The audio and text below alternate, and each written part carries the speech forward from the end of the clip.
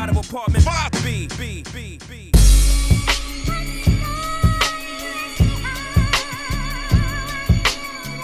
You're now tuned into the Apartment 5B podcast, where we chop it up about hip-hop, R&B, sports, love and life. Hosted by Kill.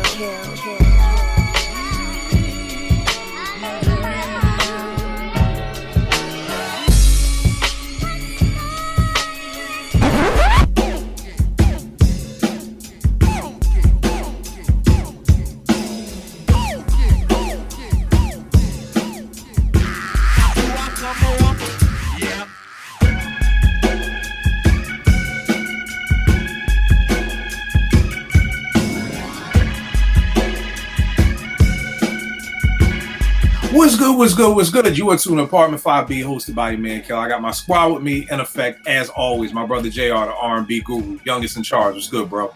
What's going on? Oh, everything is good. I got my man, Ill Fam. Where's Buffy Podcast? Black Wrestling, repping the Strictly Hip Hop shirt. What's going on, good brother? Yeah, man, it don't fit like it used to, baby. It don't fit. It's a little snug. You know what I mean? But you know what I mean? I'm representing, man. What's going on? It's all good. And my brother Vague, birthday twins. What's going on out of BK? What's good, bro? What's good? That's my Bill impression. Yeah, I'll never forget this time Porsche did the show without me. She tried to do it. And then Ev did the show without me once and tried to do it. It's like, nah, it doesn't work. Y'all already know what it is. Let's jump right into this. Today, we are talking about the topic of, if you watch the NBA a lot of times, I don't know what the NFL, fam, talk to me about that if they do. But in the NBA, there's constant conversations about, could this player have played in the 80s? Could they have played in the 90s when people were, getting ran over in the Jordan rules? Cats was damn near looking like pro wrestling out there in the 90s, especially, with the Bad Boys and the Chicago Bulls. Who could survive in the 90s? So someone on Twitter asked me the other day this question. The first person that came to my mind, I'll get into that later. But so we're going to be talking about all those things. But then Vague had the great idea. Vague, talk a little bit about the idea that you put on top of this topic, man. Yeah, I think, as a sports fan, different eras, which y'all can relate to. You grew up in a certain era and you knew the rules of things that you could do in basketball that you can't do now. And you wonder if the great players of today could play that well back then, or would they be the same, right? And one thing I think I mentioned was like NBA 2K23 has the eras, right? So you can play in the different eras, and you could take LeBron or Steph and put them in the 90s or the 80s or whatever, but the difference is the rules are from that era. So you can kind of test it, right? Like what you were doing before, is it going to work? It's a video game, whatever. But you could think the same thing of hip hop, right? We know what the climate was, what the expectations were in the 90s. Would some of these dudes survive, or would they be nobodies? You know what I'm saying? In that kind of era, so. Right. Which I thought was an amazing thing to do, because for some people in the NBA, they don't understand. There used to be hand checking. Like, you couldn't just drop, 50 points with your eyes closed. But, the NBA needed more offense. They needed more scoring. So they did hand checking. There was a minute that they moved up the 3-point line to help scoring that way. There was still a time in the 90s. There was no zone. You couldn't play no zone in the 90s. The Heat were playing zone. I think against Denver, they were playing zone throughout the playoffs from time to time. You couldn't do that in the 90s. You know what I mean? Like, that was embarrassing. Like, you gonna play zone? Like, dog, this is the fucking NBA. Man up. Play man to man. If your man can't guard you. And basically, at the end of the day, the 90s was you was gonna get your ass beat. Like, you just knew if you was going to New York, if you was going to Madison Square Garden, Anthony Mason, Charles Oakley, Dale Boys over there in Indiana, like, dog, you was gonna get knocked to the floor. You know what I mean? Like, there was no, Detroit. And half the time, the shit wasn't even a foul. Half the time, you know what I mean? That's the other thing. Like, you getting the shit beat out of you and ain't even getting a foul call. So again, it's like, could these people? And again, the key thing that I wanted to talk about was that these MCs. So we're looking at singers from 2000 on, singers, MCs from 2000 on, and looking at, would they be able to be relevant in the 90s? Not just would they be able to get a record deal, or I'm talking about, would they be relevant? Like, not, you know, would Steph Curry still be Steph Curry? Would he still be this all-star player in the 90s? So, you know, we're looking at all those things. Now, let's talk a little bit about the climate of the 90s. And everybody, please jump in. The first thing that I thought about with the 90s is it's a very weed, gun, fatigue, 40s, Heineken. You know, nobody was singing in they fucking songs in the 90s. You know what I mean? Like, everybody was rocking fatigue. Then once we get to kind of like 96 and above, now we're coming into the bad boy era, you know, shiny suits and all those things. But still, Mace wasn't singing. You know, you just got an R&B person to do that. You know what I mean? So, again, you know, like, this is the climate of the 90s. Like, Coke rap wasn't really big in the 90s. Like, it wasn't. Nobody was talking about moving coke and cooking coke and all that stuff to the extent of what many people are doing it now. Like I said, very much weed, the Chronic, Redman, everybody was weed, everybody was fatigue, a lot of gun talk, original gun clappers, a lot of things like that. Vague, fam, JR, any other vibes from the 90s that you feel like that I missed out on that were kind of like would set the precedence to how we're picking these people? Because there's a lot of people I have later on in the show I want to talk about, but I'm like, that wouldn't have worked in the 90s. You know, like, niggas wasn't there yet in the 90s. What you gonna say, fam? I feel like you had to do one or two things really well to have some sort of staying power in the 90s. You either had to have the greatest 16s and 32s of all time, or you had to be able to make an album. You could do either or and be sustainable. But you had to do either or you was gone next year. Right. Vague, what about you? One thing that stands out to me, even if it's like a bad boy thing, everybody was unique, right? Mace wasn't Black Rob wasn't Biggie wasn't the Lox. Right. Craig Mack wasn't none of them. Like, they all were different. And I think that uniqueness kind of gave them a leg up, and then obviously you would listen for the bars. But yeah, being unique, standing out from the crowd, even if you had similarities, they were so different from somebody like a DMX and a Pun that you kind of just looked at it like, yeah, that's why they got a record deal, right? There's no one like them. So, right. JR, talk a little bit about what was the climate of R&B in the 90s. It was such a shift. So it was like you couldn't sustain, like y'all saying the same. So that's why when you hear my list, I kind of broke it down because like you got from like 90 to 92, it was just this. You had from 93 to 96, it was just this. Then, like you said, when the Bad Boy era came out, that affected R&B just as well. So then it's 97 to 2000. So it's a whole different thing because, again, people in the early 90s didn't last till 93, 94, 95.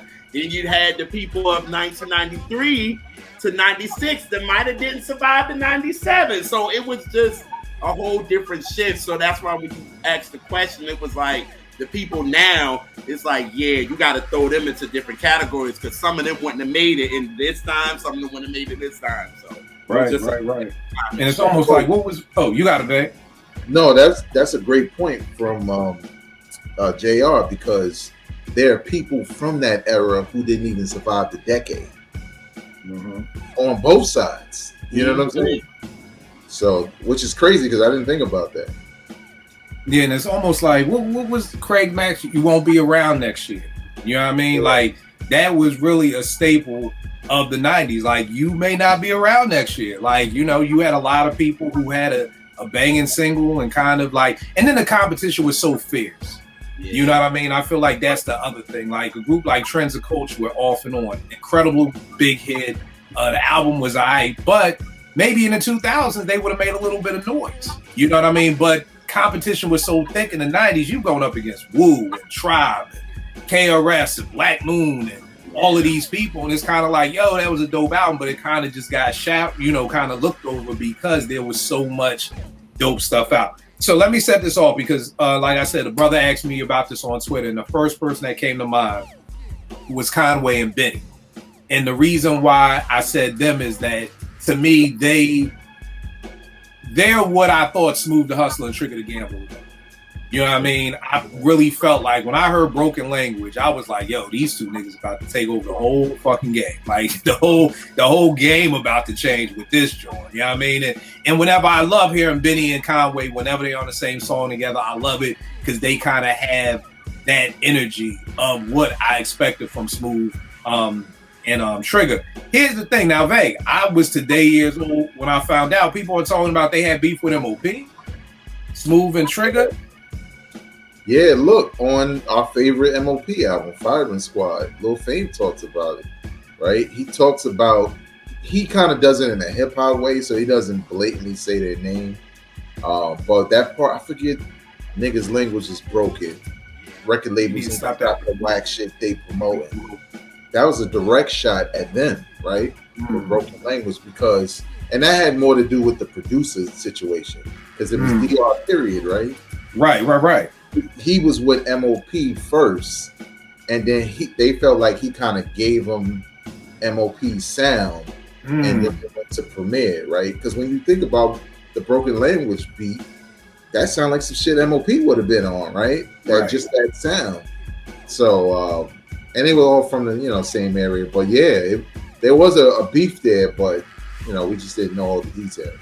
Yeah, which is crazy to me, man, because I was on Twitter and I was just saying something about MOP, and I was like, yeah, the only people in hip hop that nobody ever dissed, you know what I mean? And then somebody chimed in with like, nah, Smooth and Trigger got at him. And I was like, word, like, you know what I mean? That's why I hate fucking subliminal shit. Just say a motherfucker's name. Just be like, yo, fuck them niggas from up the hill. You know what I mean? Them niggas that Biggie was talking about up the hill, up and brown, fuck them niggas. I don't fuck with them. That's why I don't do subliminals, because you don't find out shit for 30 years. What you gonna say, Bag?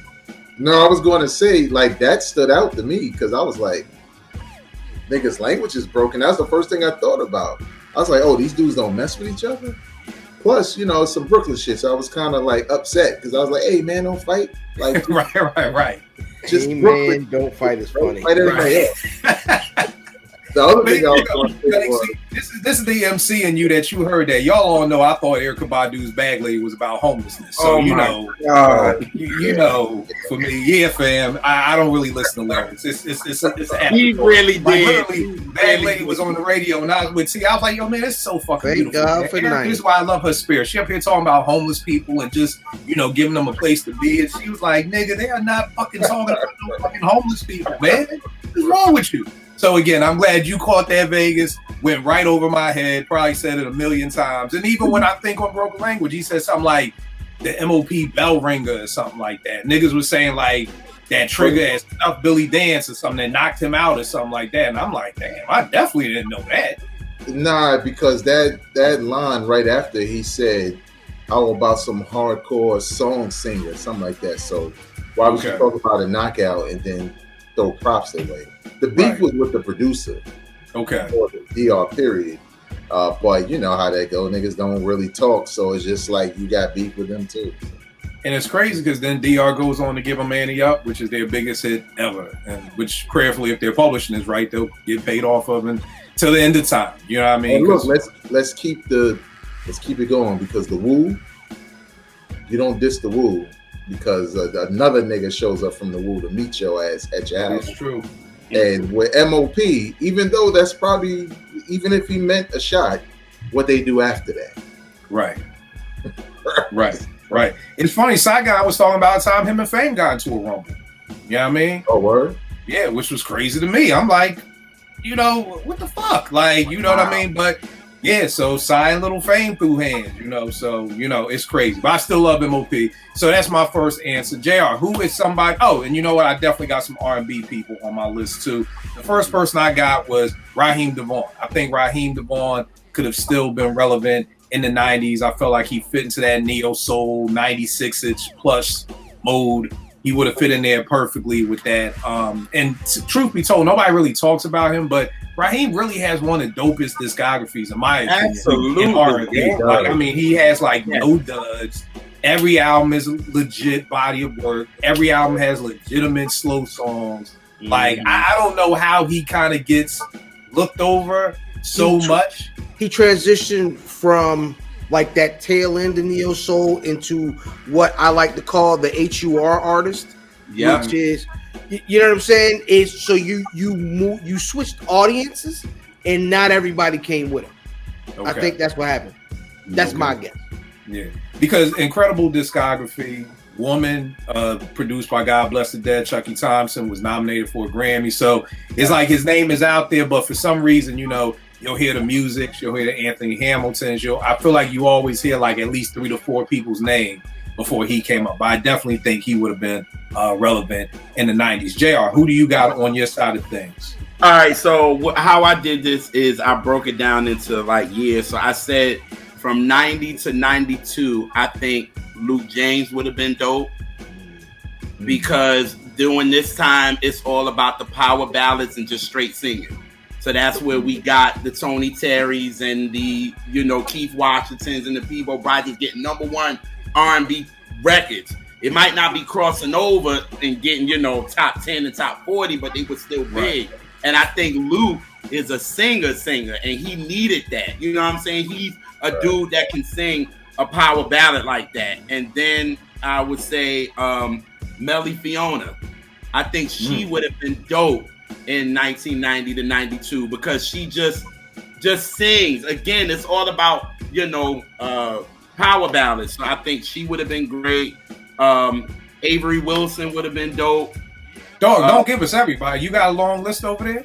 I got, because I told you. My bad. You said you got them. You got a portion, dog. So then I got Emily King. She would have definitely gave you like an Anita type of vibe before Tony. She would have gave you that. I said Janelle Monáe would have fit in the early 90s because of she would have took over, kind of been that female Prince.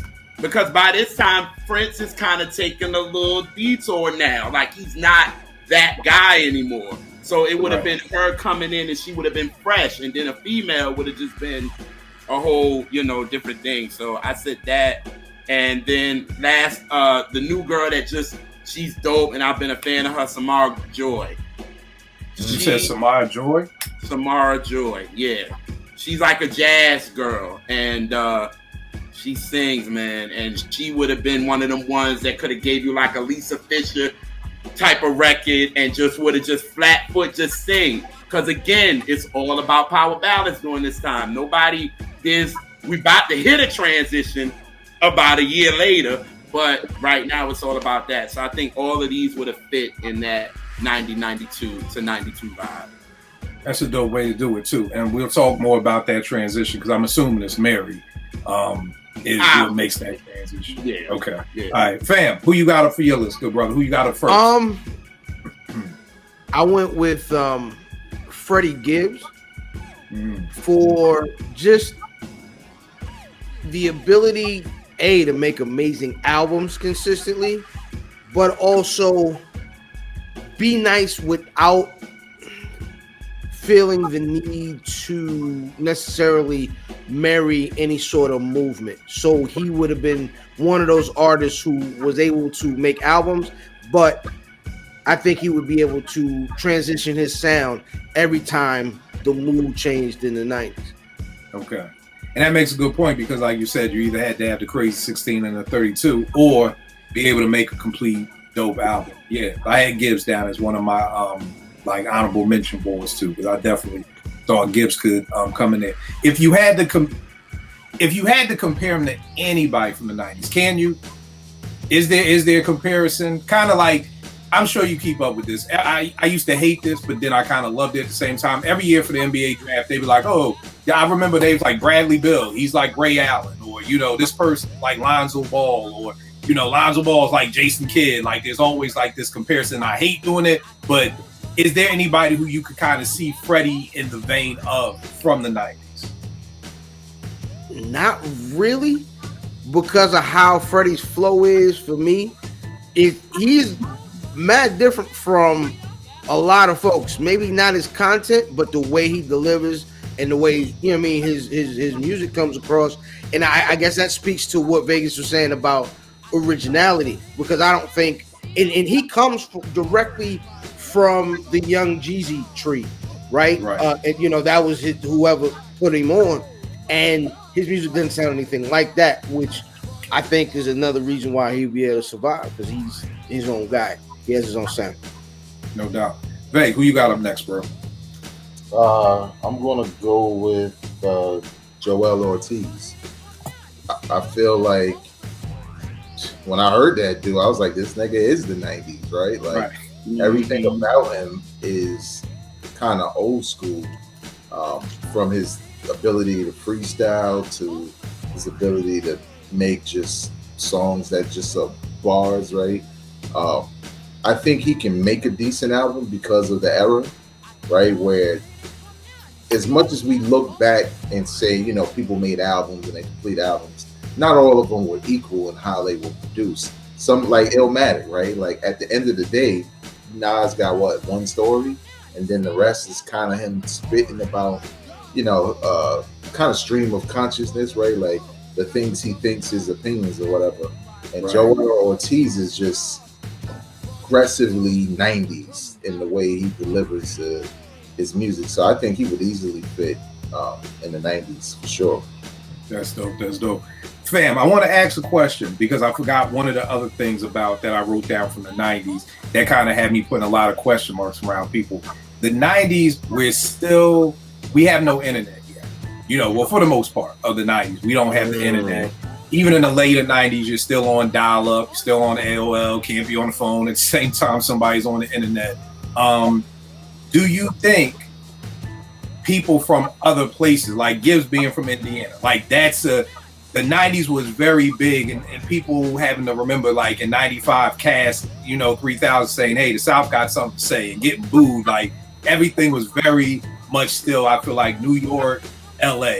Do you think that would play a part with Gibbs being from Indiana? Because during the 90s, we really didn't have any other MCs. You kind of had New York, Jersey, Philly, then you had LA, Oakland, California, and then you just was starting to get Chicago. Some people from Atlanta. Yeah, in Chicago. Like you had your Commons, but do you think Gibbs would have been able to push through? Because I got a couple of people on my list that I'm like, yo, they're dope enough for the 90s, but would hip hop have accepted them being from these places?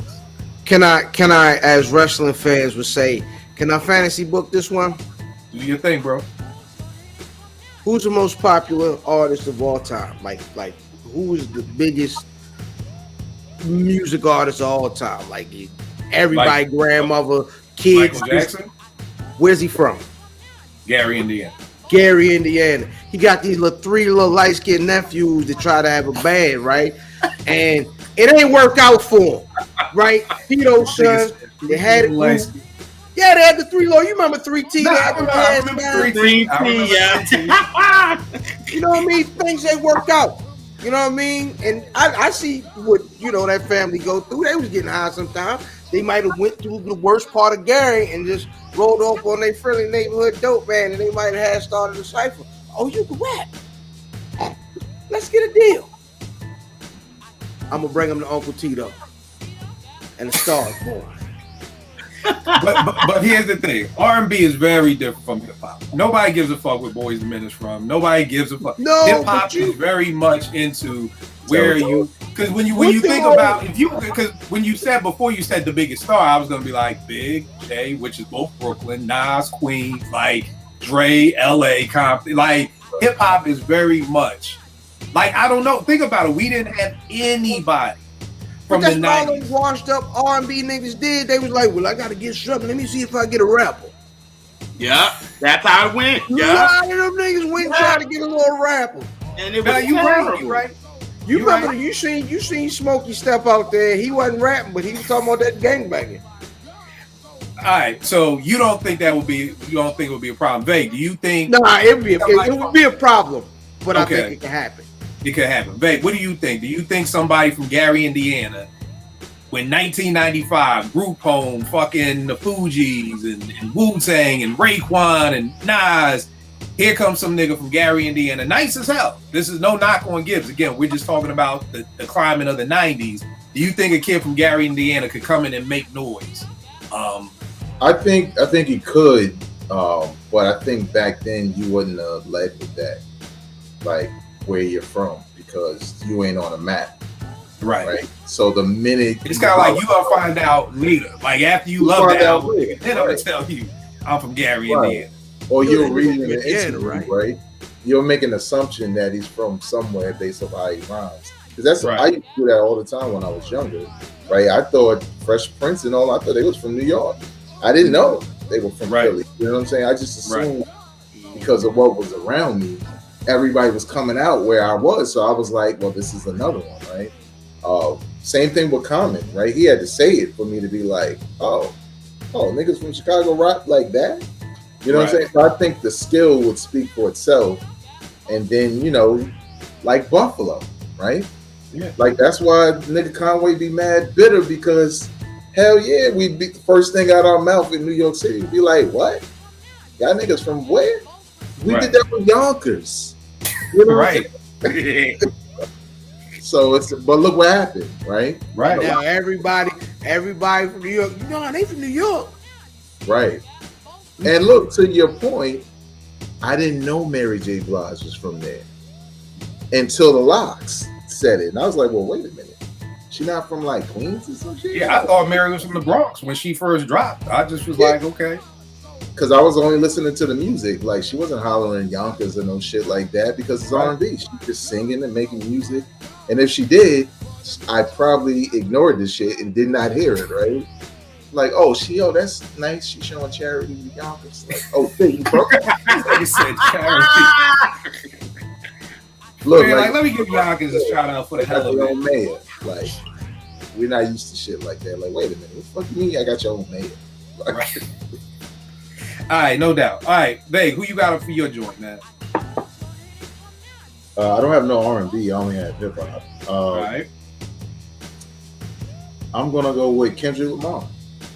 Now I know it's easy to look at Damn and To Pimp a Butterfly and forget how he started because he didn't rhyme that way the entire time, and that type of MCing never goes away when that's where you started, right? So he's more skill based, a little bit more Compton-ish with it, but he's displayed on like the Control verse, right? The BET ciphers, dedicated mixtape.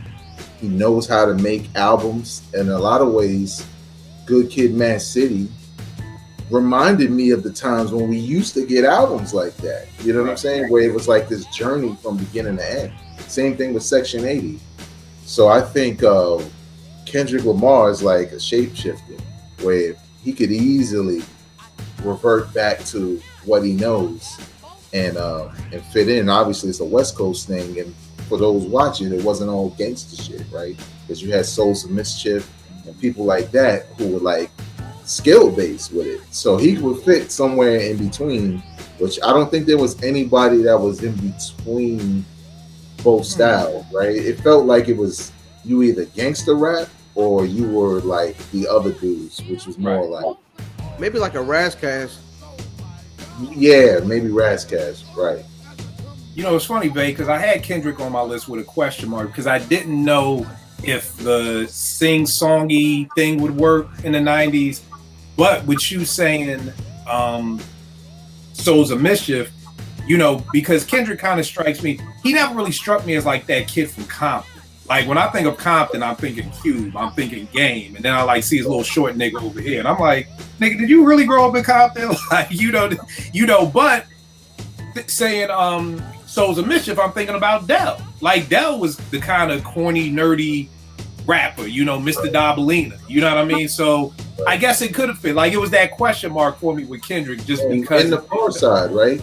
They had those kinds of styles. You know what I'm saying? Right. I wasn't thinking about them because I think, again, when I first saw Kendrick, I was like, this nigga's from Compton? Like, this is not your regular Compton looking dude. You know, he doesn't look like he's from Compton. Like, I don't even know if Kendrick ever talked about gangbang. It seemed like he was just like that kid in Compton.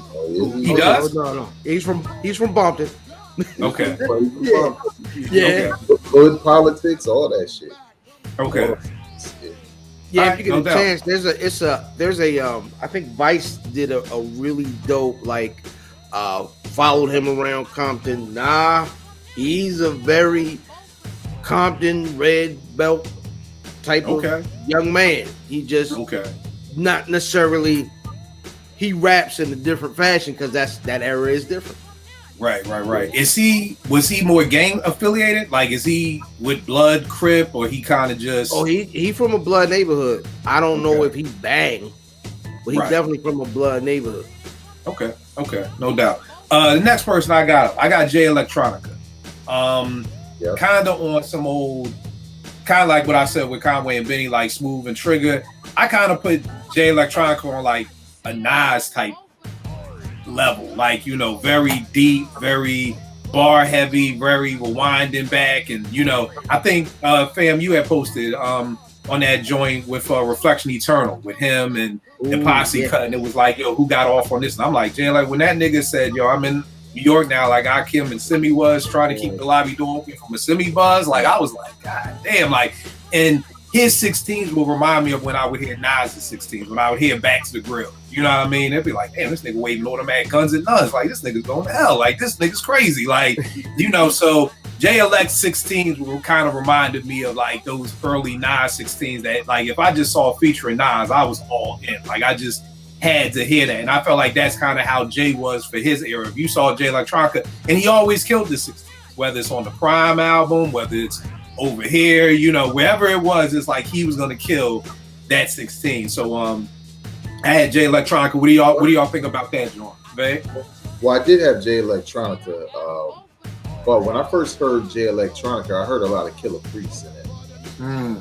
He did very, very similar vocal tone. Very similar vocals when it comes to religion. They talk about the same things. I ain't talking about new Killer Priest that be making songs about forests and shit that niggas say is out, and it's not. I'm on Heavy Mental. And then look, Kill, that's not a joke. No. Right. I tried to look about the woods. Yeah, because look, right? So my brother put me on, and I asked him this, but he didn't respond on Twitter and shit. I should have haunted his ass.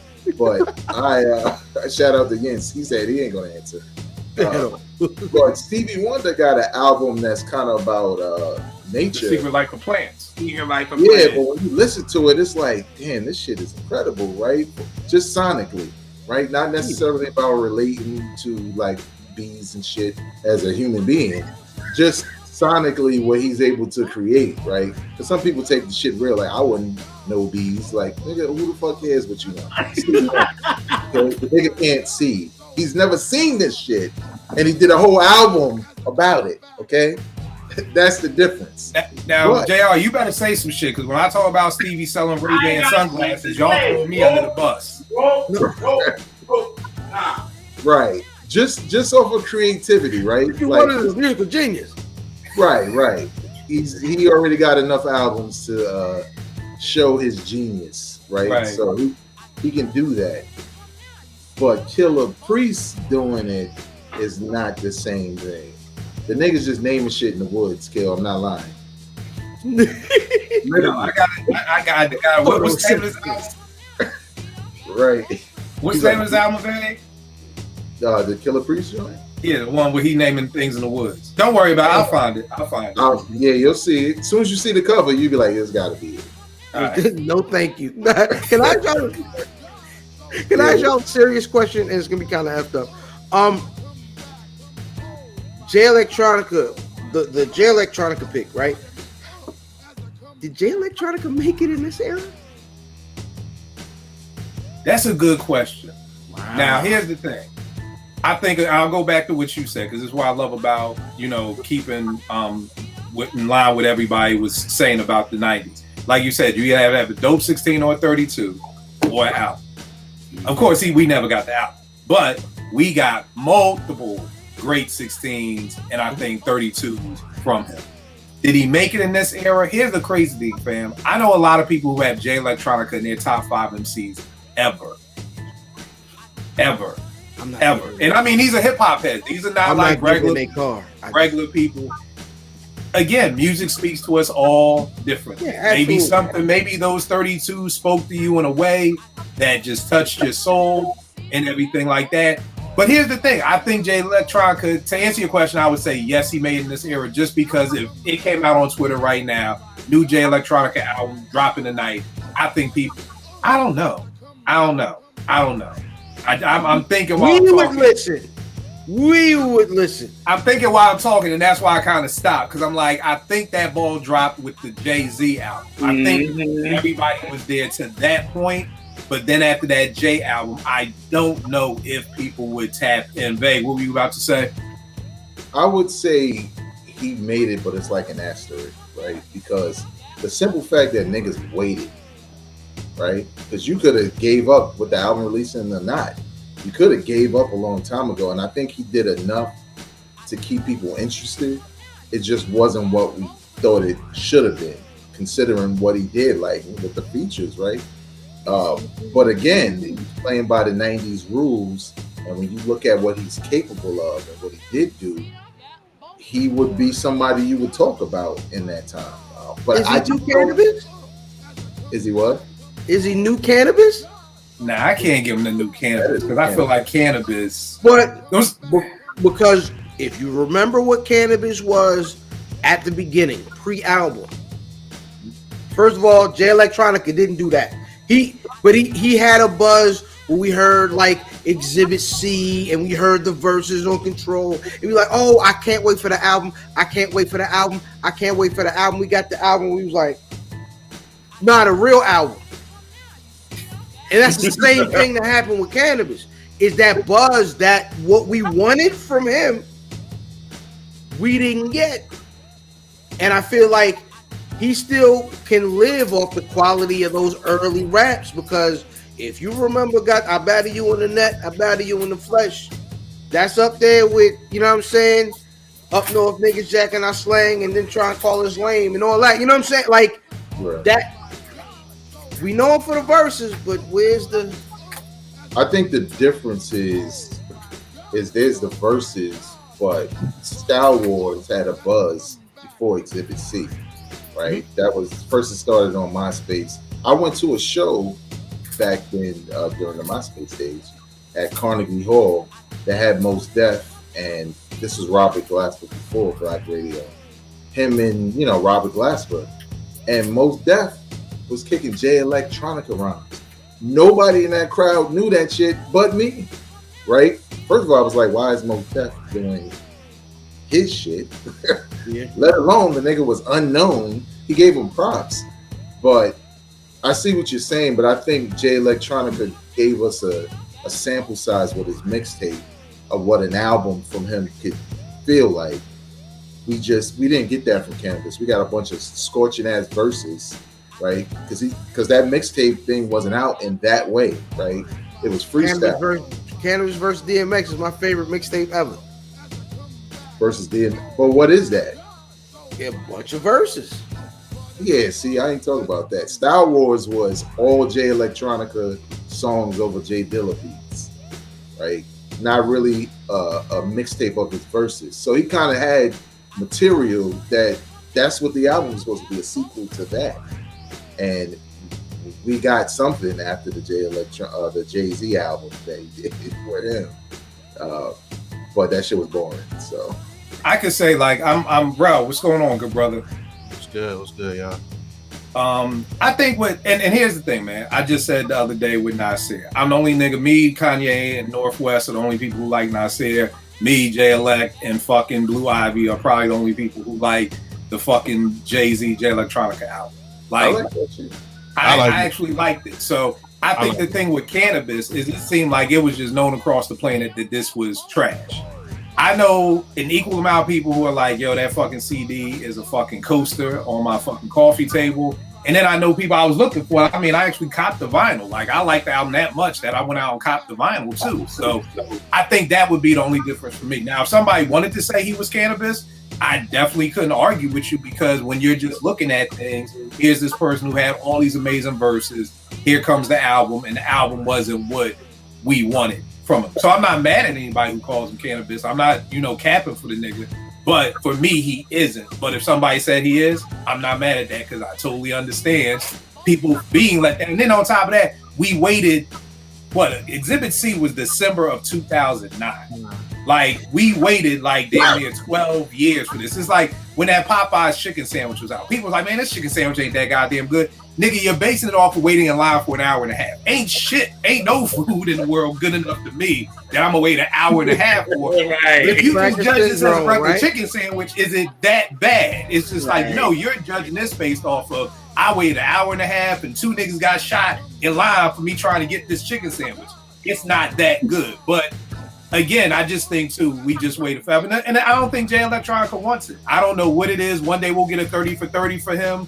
Or like, what is it? Does he just not like the limelight? From listening to his verses, it seems like he doesn't want to be there. Like he's always talking about self-doubt and why drop this just so y'all could tear me apart. Like he seems like he's really caught up in his head. And it seems like Jay had to kind of like make him make this album. Like, you know what? Come on. It's like your older brother. Your little brother come in, you don't want to fight. Your older brother says, come on, let's go get him. It's like, you know, I feel like that's why Jay did it with him, because if Jay probably didn't do it with him, we probably wouldn't have got nothing.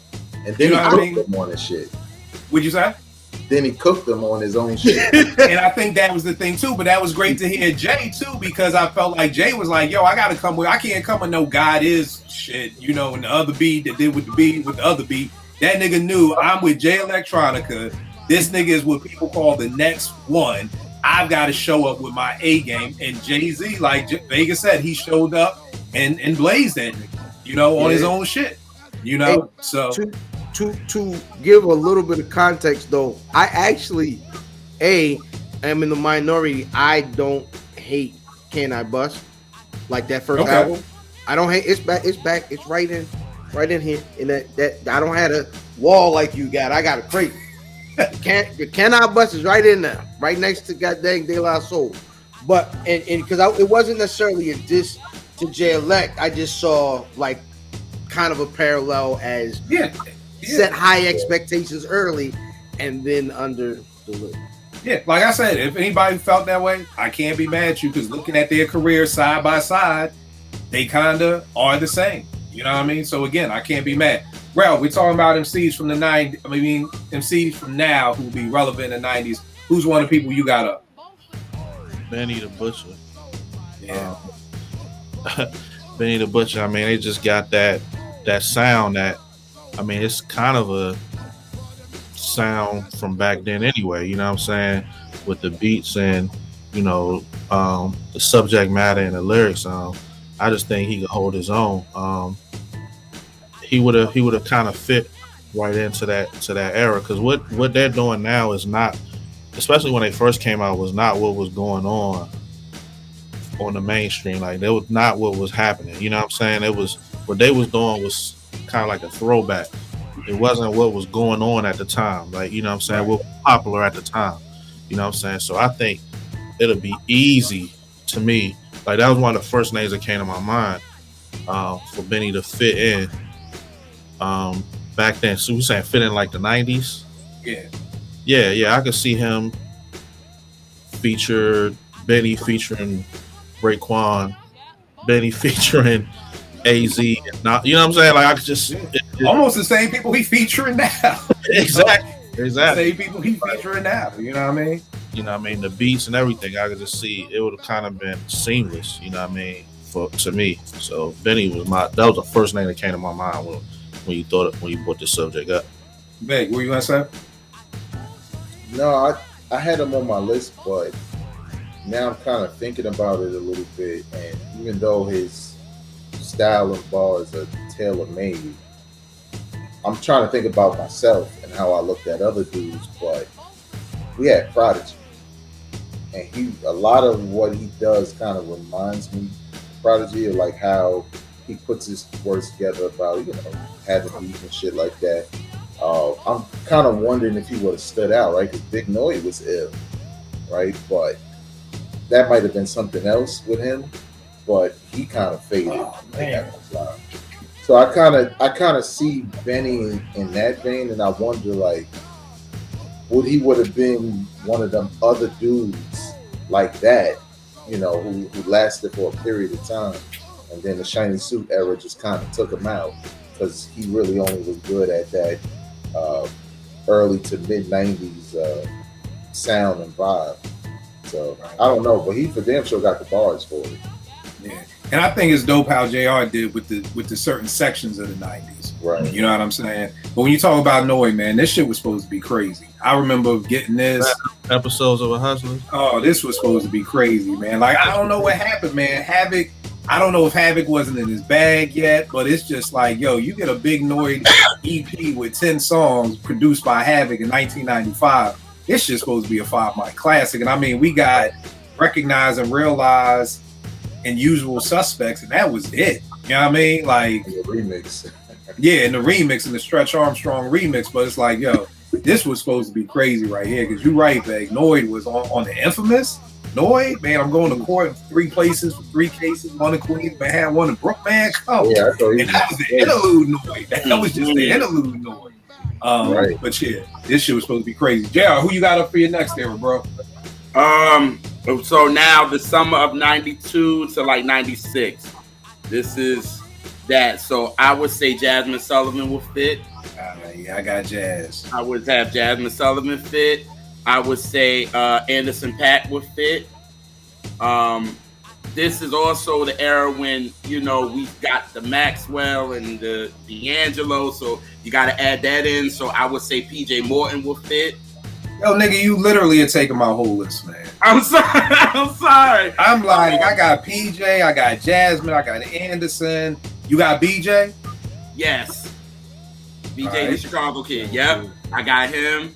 I got Miguel will fit. I got... Now tell me this. I got the Shindellas. What about them? I got them, and I got the Hammertones on there. Because Okay. obviously this is groups. So groups are popping during this time. So you need That's that. exactly why I picked the Shindellas. Yep. I got them in there. I got Mac Ayers in there. I got actually Daniel Caesar. And those are kind of the ones that would fit in that era right there. Because, again, 97, there's a shift. So, you know what I'm saying? So those are the ones that I think. But I think Jasmine, she would have fit because, again, she give you the Mary vibes for real. She's street. You know what I mean? And then she got the voice too. And I can see her on the Method Man joint with, you know what I'm saying, without Mary. So it was like she would fit right in. So that's my list for that. You know, I also got Summer Walker. But the clear Summer Walker, not the London on the Track Summer Walker, but the you ain't think giving it vibe between 93 and 96? Well, you know what? No, not necessarily between that time period. I'm going more 97 because Erica really started popping in 96. Yes. So I'm sorry, I jumped the gun. I'm in the wrong era with you. Not even the wrong era. I'm in the wrong part of the decade. But yeah, so let me shut the hell up. Vague, who you got up next, bro? I did, on your recommendation, listen to the Claire albums, and y'all wasn't lying. I never paid her any attention. I was listening to that shit over the holiday weekend, and I was like, yeah, I've been missing out because this shit is way better than I thought. You know what I'm saying? Like, way better. Yeah. And Claire, too, the joint she just dropped is in that. That's what I kind of dig about her, because obviously these Claires are like that. It's a live band, real music, and then when she's doing the other shit, that's like the trap and all of that shit. So I like that she kind of gives you both sides. And now you as a fan know, I don't really mess with the Summer Walker, that one with London on the Track, but I mess with this Summer Walker over there. It's like Fabulous with the Soul Tape. So exactly. And the Summer Joints, whatever they were called. I have Tyler the Creator. And I think it's easy for people to only look at Igor and the last joint put out with DJ Drama, which is more hip hop based. But this dude was with Odd Future, right? And it was a totally different vibe. He reminded me of the 90s with some of the shock rhymes and, you know what I'm saying? Especially like the early 90s where you could be kind of quirky and crazy, but he could also rap, right? Without going there. So at first, I didn't have him down. I was like, could he? But then I thought about the Odd Future run, Wolfgang joint. I was like, yeah, because a lot of, I mean, even though they were going a little crazy when they first came out, like, yo, they like the new Wu-Tang. I'm like, oh, relax. Right. Like, I know what you mean, but you don't know the Wu like we know the Wu. You know what I'm saying? But they were dope, you know, for that time with him and Earl Sweatshirt and all of them. But he always stood out as a dude to me that he kind of had an essence of the 90s, and you see it when you see who he liked, right? As an artist, it's not typically the newer niggas, like when you saw the way they were looking at Doom when they met him, right? Like they were looking at a god when they met him. Right. Doom is kind of like, how y'all niggas doing? Yeah, and they skated. Right. But now, do you think he would be more shock vibe like a 97-ish, like when M dropped with the How My Name Is kind of shock rap, or what time period would you put him in? The early 90s or that Eminem, I'm gonna kill my wife, type shock? I think he could do that as far as content, but style-wise, he could be a part of that early Leaders of the New School, because he kind of had a style that was like, it would go between a couple of different things, right? You could see him doing horrorcore. Remember that brief era of hip-hop? You could see him doing shit like that. In some ways, he kind of did some of that on his solo stuff. So I just think, just like similar to Freddie Gibbs, who can rap, he can rap over any beat, right? It sounds dope. Tyler, the Creator, really doesn't have a style, so to speak. He just kind of does a couple of different things. So probably not the shiny suit shit, right? But nobody can do that with Biggie, I guess. It makes. But yeah. All right, no doubt. Fam, who you got up next, bro? It's one I'm trying not to go to because everybody expects me to. I'm gonna go with T.I. I think T.I. is another guy who is. Now, when did T.I. pop off? Was that Rubber Band Man and them? Was that might have been early 2000s? Like for some reason, for a minute, I just thought wasn't T.I. around in the 90s, but maybe it's just because I can't see him being around in the 90s. Right, because when you said the 2000s, I was like, okay, that puts in a couple other guys. But I remember T.I. in the 2000s, but I could be tripping. No. I mean, you probably are right that it's from the 2000s. It may just be, like I said, a fact that he could be in the 90s is that for some reason I thought, I'm like, wasn't T.I. starting to pop in the 90s? But maybe not. So keep rocking, fam. But T.I., let's see, T.I. first. Now I'm looking. But like T.I.'s he's just nice. He was able to make catchy records, but always had substance to it, and he gave you what a lot of what the early South stuff was kind of music that had, new experiences in it, but was dope lyrically, and he gave you joints and jams. Right. No. Yeah, like I said, I thought he was around in the 90s, so it's just, a testimony to that. What would you say is T.I.'s dopest album? Is it Urban Legend, maybe? I think I would guess Urban Legend, but it depends on, because Urban Legend was Bring 'Em Out, You Don't Know Me. That was the ASAP. Yeah. That motivation, Yeah, I'm gonna go with Urban Legend. All right, Vay, what were you gonna say? For me, it would have been Trap Music. Okay. 2003. I think that's the best album as far as balance between him not sounding so new at this versus once he became, once he can make songs that were hits. This album kind of gives you both. To me, it's the perfect in between of his old style and what would be his new styles. All right, no doubt. Rel, you got a favorite T.I. joint? Trap music. Trap music, okay. Yeah. And what about you, JR? Urban Legend. Urban Legend. All right, that's what's up. Rel, who you got up next, bro? I'm gonna go with Tiana Taylor. I think she got the perfect swag vibe, that hip hop R&B chick from around the way. I mean, when you heard the joint she did with Ray and Ghost, yeah. I mean, that's like, like that's the epitome of a certain era in that time. I'm not sure what part of the 90s when that was prevalent. JR, you can help me with that, but I'll say she would fit. I mean, not even just the music, but the style and the dancing and the clothes and all that. She's like a perfect fit for that era. You know what I mean? Nah, Tiana's dope. Tiana's dope. So people sleep on that. JR, what's that album? 7? Is that the joint? Yes. Yeah. You talking about very dope album. Yeah, that's the one before the Kanye joint. Yeah. I really enjoyed 7. I had her, and I don't know how I skipped her. I had her in 93 to 96 because she would have fit.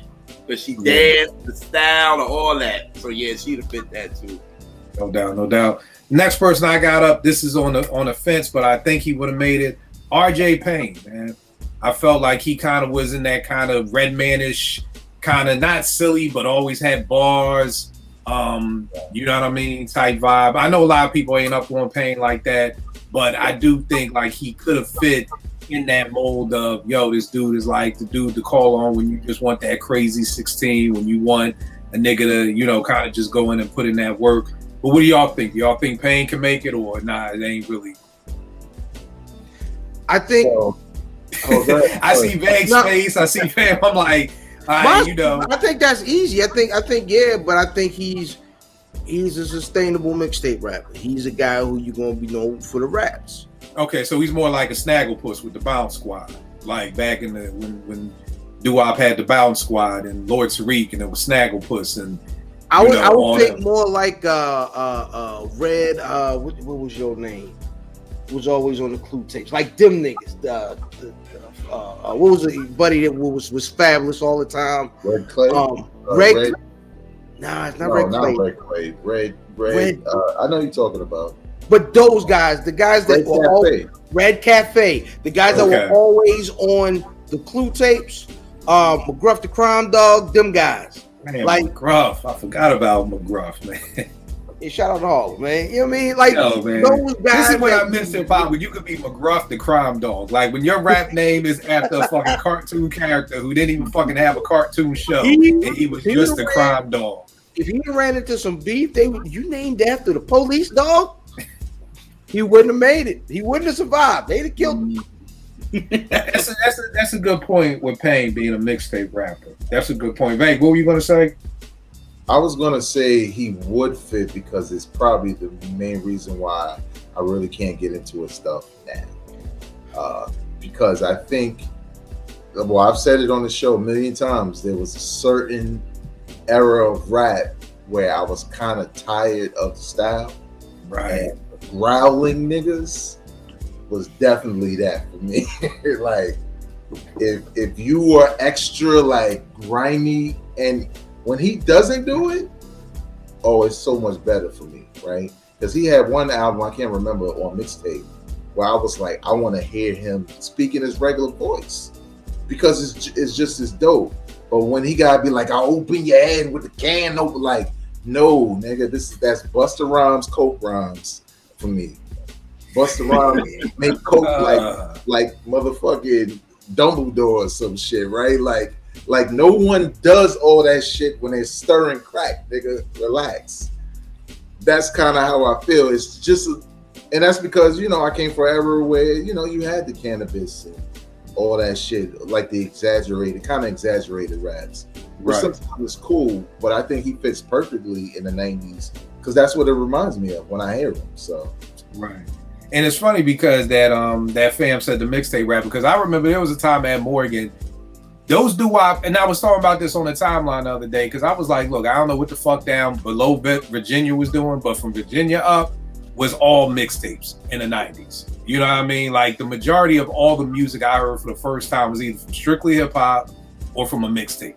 To this day, when I listen to Biggie's The What, I still say Clue in the background because I first heard The What on a Clue tape. Like if you were outside at that time, 9 times out of 10, you were hearing everything either on Stretch and Bob, on the mixtape, or on your underground radio station, wherever you were at. And you know, there was a time when the Bounce Squad van came to Morgan and like, nigga, we was like, these niggas was like Wu-Tang Clan, like Snagglepuss, like, oh, they gonna nigga Snagglepuss, like, yo.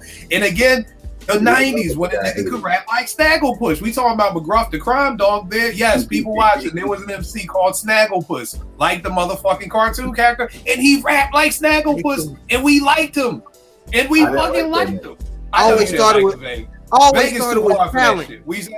I thought it was Talent the comic rap. Right. He used to sound like Talent, but he would rap like Snagglepuss. Like, you know, and everybody except Vegas, we love that nigga. You know what I mean? But, you know, this is what I just loved about the silliness of the 90s. That you could have a nigga named Herb McGruff, the crime dog, and you took the nigga serious. And yeah, so yeah, maybe he would have been a mixtape rapper, but I don't know. I think Pain, you know, could have fit in the 90s back then. Fam, who you got up next?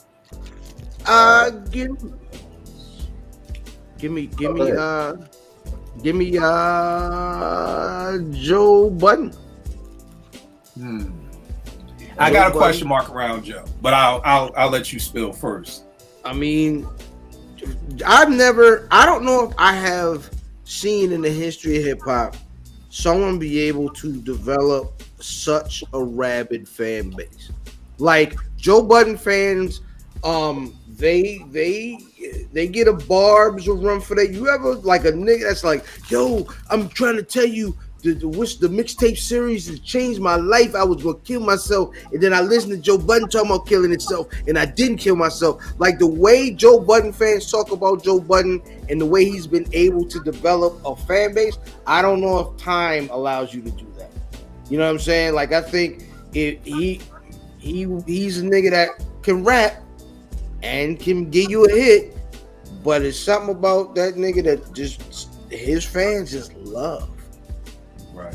My question mark for Joe, because if anybody out there knows me, knows I love Joe the MC, not the person, not the podcaster, not nothing else but the MC. But I was just wondering because Joe, I really like Joe because he makes adult contemporary hip hop for me. Now I got on to Joe late. I probably got on to Joe by mood music, maybe 2 or 3. You know what I mean? Which is relatively late for a Joe Budden fan.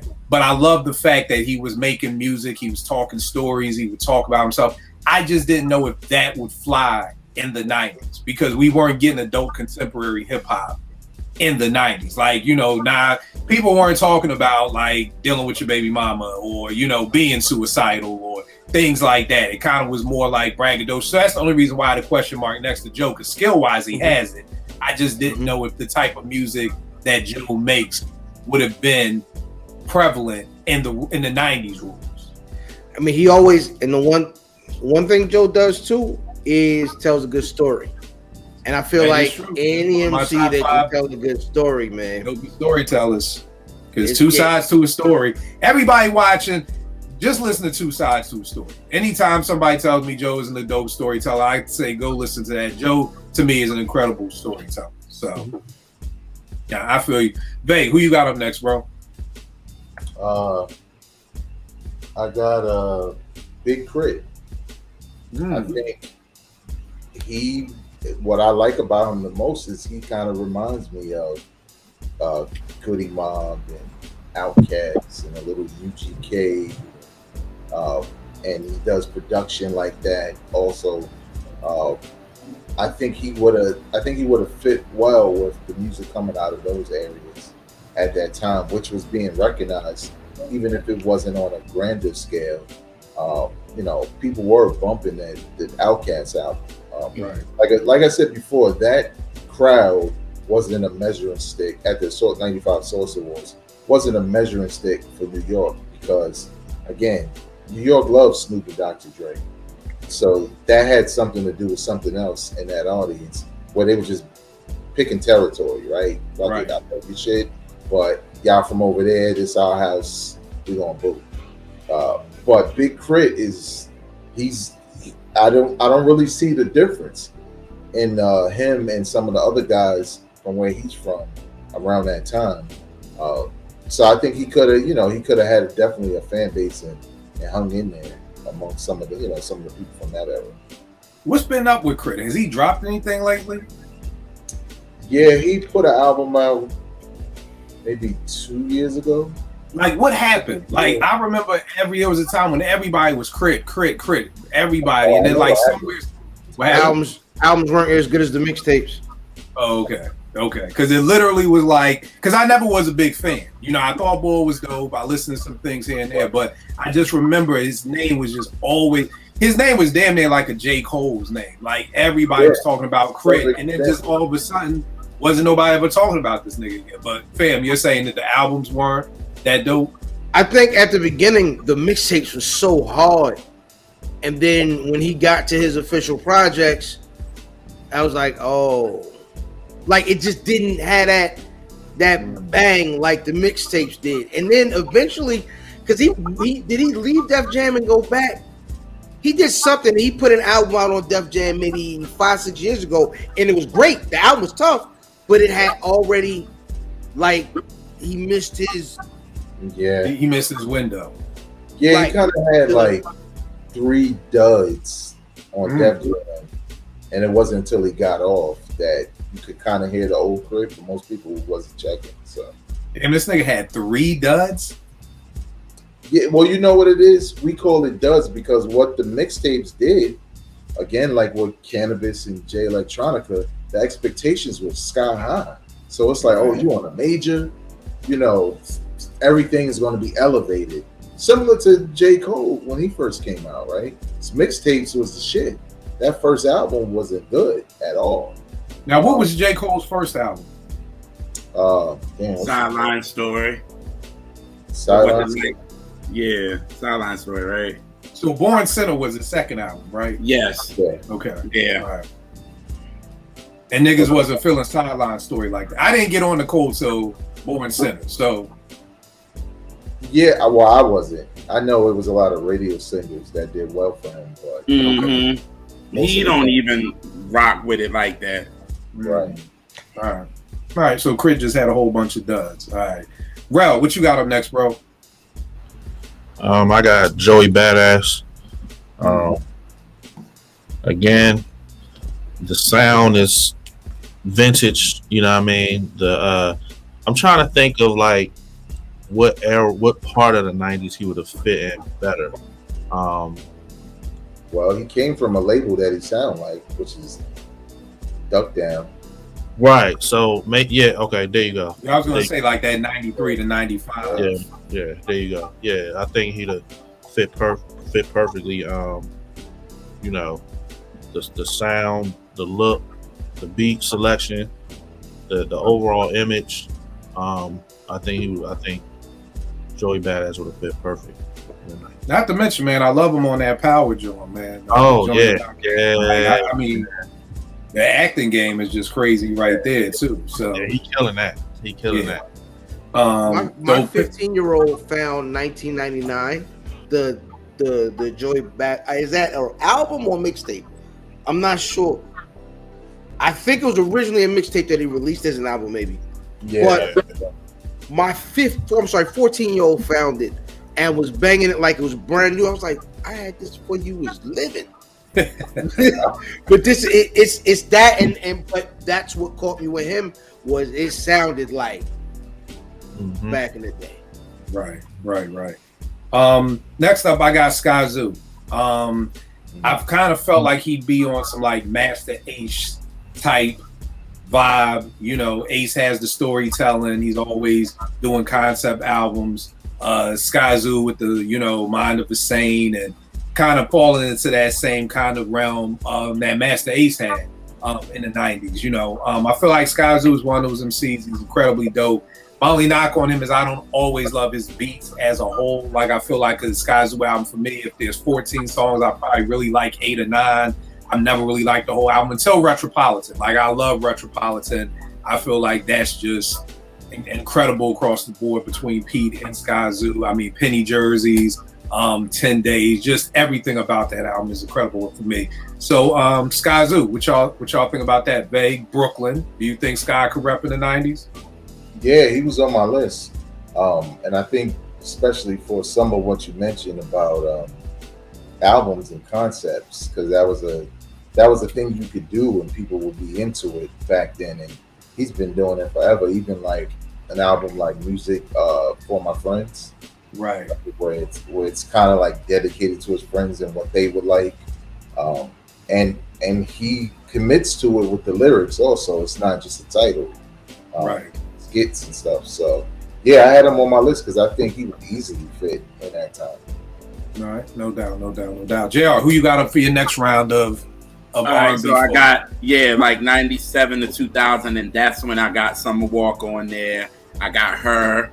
I got Ari Lennox because they are the Erica and the Lauren, and they give you that vibe. I got Duran Bernard because of Rasan Patterson. Now you said Duran Bernard. I don't know that name. Who's that? Oh, Duran Bernard. Yeah. He sings, and he's dope. And he's some background for Erica. So okay.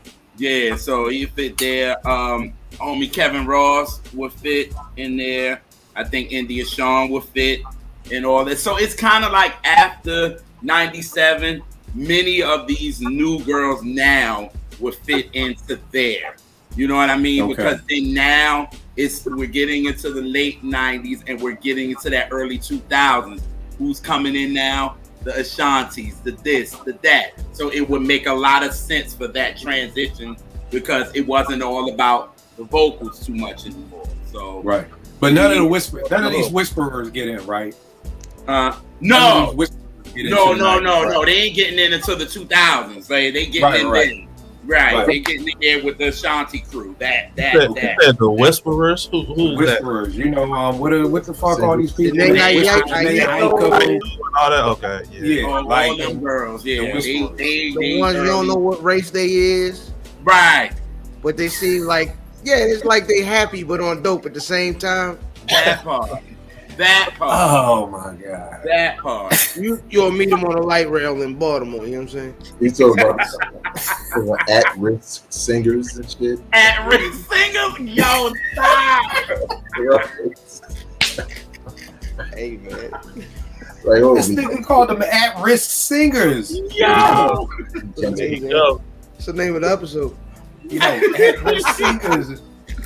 Yo, Veg, who you got on I'm next? using that, Veg. I'm sorry. I'm using that. At-risk singers. This nigga said at-risk. I don't know about this one. I think you would, but Lupe Fiasco. I have my mind. I think Lupe would. Yeah, because I think when you're thinking about like the Cool Onward, where he really concentrated on bars more than anything, and the fact that he had something to say, and he does pretty good with albums as far as like when you listen to him as a unit. And you take the label stuff out of it, right? Because there were moments where there were things he had to do because of his label situation. But the core of what he is as an MC, he's perfect for the 90s, because he just has the skill to do it. I just don't know if, well, I do know. He ain't surviving the Shiny Suit era. Nah. Because that one song he got with Trey Songz, I'll sing the hook all day. But you can't tell me a motherfucking thing that dude's saying in the verses. Because I'm like, this nigga ever been at a party before? I don't know. Touch the Sky would have made it. Touch the Sky. Wait, what's that? Kanye? That's Kanye. That's him and Kanye. Yeah. Nah. I would have been like, take that nerd off that shit. He's trying to I tell you this. All I know about Lupe is I'm not the biggest Lupe fan, but Just Might Be Okay to me is some of the best lyrical work that nigga, that joint was. I remember listening to that just on repeat. Like, just bar work on that joint to me was just crazy, man. Y'all remember like Dumb It Down? Yeah. Dumb It Down was crazy. Dumb It Down. Murals was crazy. Mural was crazy. Yeah, I definitely think Lupe could have been around in the 90s. You know what I mean? I think here's the weird part about the 90s too we didn't talk about. So many people were crewed up in the 90s. Like, you didn't really get too many MCs. Like, we would get a Lupe, and Lupe wasn't really associated with anybody. Or you'd get a, J. Cole. You would get these MCs, these Freddie Gibbs that weren't associated, where it seemed like the majority of the 90s, from even starting with Das Effects, the Hit Squad, Redman, the Hit Squad, K-Solo, the Hit Squad, Keith Murray, the Def Squad, like, everybody was part of a crew back then. But then I guess all the crews started falling off. So that's why, where do you think it kind of made that transition from everybody's getting put on by somebody? Or is that just the internet now? Do we just have the internet so more people are able to upload their own music? Well, you said I think with the crew thing, because I think the thing that the Wu changed the crew thing, because when you think about it, a lot of these crews, they had different label situations. And the Wu was kind of the blueprint for how to do it. Like, they're a group on this contract, so we're always going to get them together as a part of this group. And then they have their solo things. And I mean, you saw what happened with EPMD, right? It was kind of like, even though there was a whole bunch of shit there, you know, everybody had different situations. Right. You know what I'm saying? So I don't know. Who knows how difficult it was to even get them to be on songs together. You know what I'm saying? Because labels are vying for, you know, what they want their artists to have. So yeah, and I always say it seemed like once these rappers started getting their own labels and subsidiaries, that's when we just started getting any old fucking body rapping. Like, you know, somebody told me the other day, and maybe he does. I ain't never fucking heard St. Lunatics. One of them niggas, they was like, yo, he had bars. I'm like, no, he didn't. You know what I mean? Murphy Lee, son. Murphy, maybe it was Murphy Lee. I don't know. Somebody, so I was like, no, he doesn't. This reply don't even make. I don't need a whole sentence. I'm just saying. But I mean, even when you think about like Junior Mafia, like these niggas didn't rap except Klepto. These were just Big's boys who he wanted to put on, and he wrote their fucking raps. Like, and that's when we were getting the D12s and the St. Lunatics and all these groups. You know, that you was just putting on your man. Like, it was no longer like, oh, I'm putting on talent. Like, yo, EPMD is at the talent show at Virginia State. And they see DOS Effects and like, yo, this nigga's crazy. Sign them. Or, yo, this nigga Reggie Noble was dope. Sign him. It was just like, yo, fuck it. JR's my man. I'm going to sign him to a deal. We got R&B Guru in the house. Like, that's the new album. Do we rhyme? No, we don't fucking rhyme. I'm going to pay Vegas to write his rhymes. Like, so it's good because you was putting on your people, but then at the same token, you're kind of fucking up the game because you're bringing on people who don't even fucking rhyme. Like, yo, you are making groups good. Yeah, they're just not good. You know what I mean? But I get it, you want to put on your peoples, but this is what really started fucking shit up because like I'm watching the Big Thing and Klepto is like I'm the only nigga who rapped in the group. Like, I didn't grow up with them niggas. You know, Big brought me into the fold and I was like, oh shit, I never knew that. I thought all these little Junior Mafia niggas was all big, and he like, nah, nigga, he brought me into the fold because I was nice or whatever like that. So that's a good point too. Fam, who you got up next? I'm gonna go Ross. Okay. I'm gonna go Ross. Ross, a guy who, I mean, he can rap and he can make a hit. He can rap, he can make a hit, and he can make an album. Now everybody's heard that. Well, I wish some Nas would let Ross executive produce his album. Listen, it was Ross come with a built-in puff. Like, you know what I'm saying?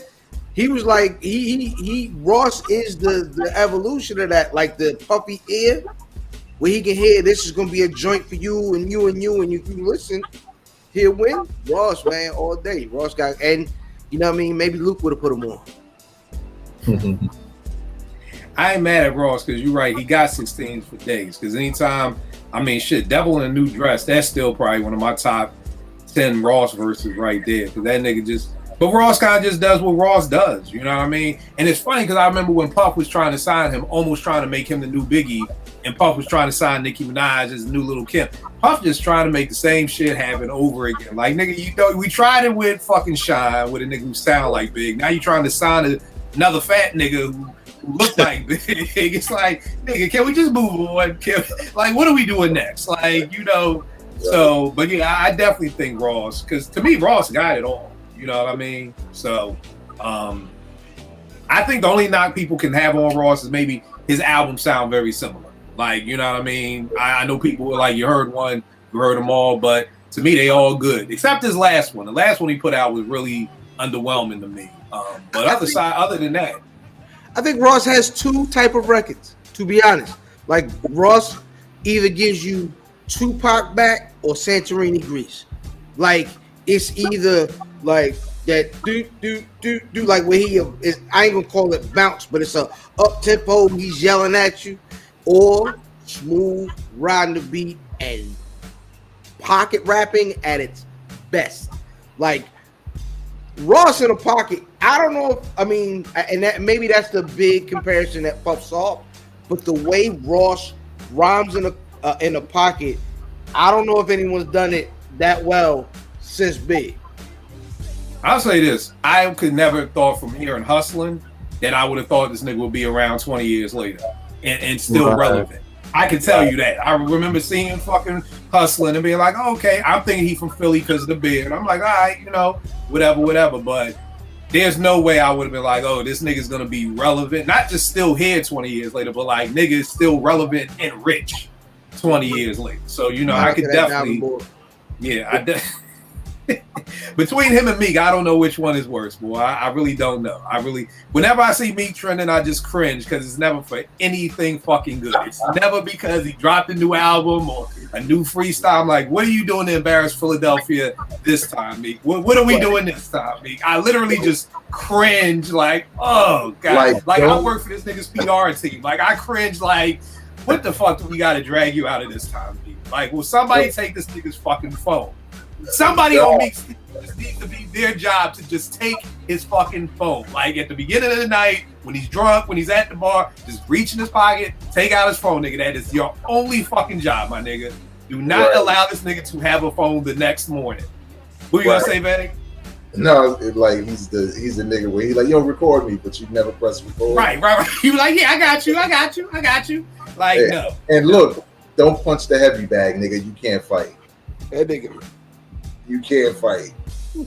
You ain't hurt nobody with those arm punches. Yo, and then when he's diving in the pool, like it's like, nigga, can you stay out the pool? Just stop. Just fucking stop. Like even when he tried to give the little kids the money in Atlanta, like everything that you record just never ends positively. Right. Yo, watch me riding this bike. This nigga rides into a goddamn fucking car. Like, just stop. Just please take this nigga's phone. They just stop. They just stop recording rappers diving in the pool, man.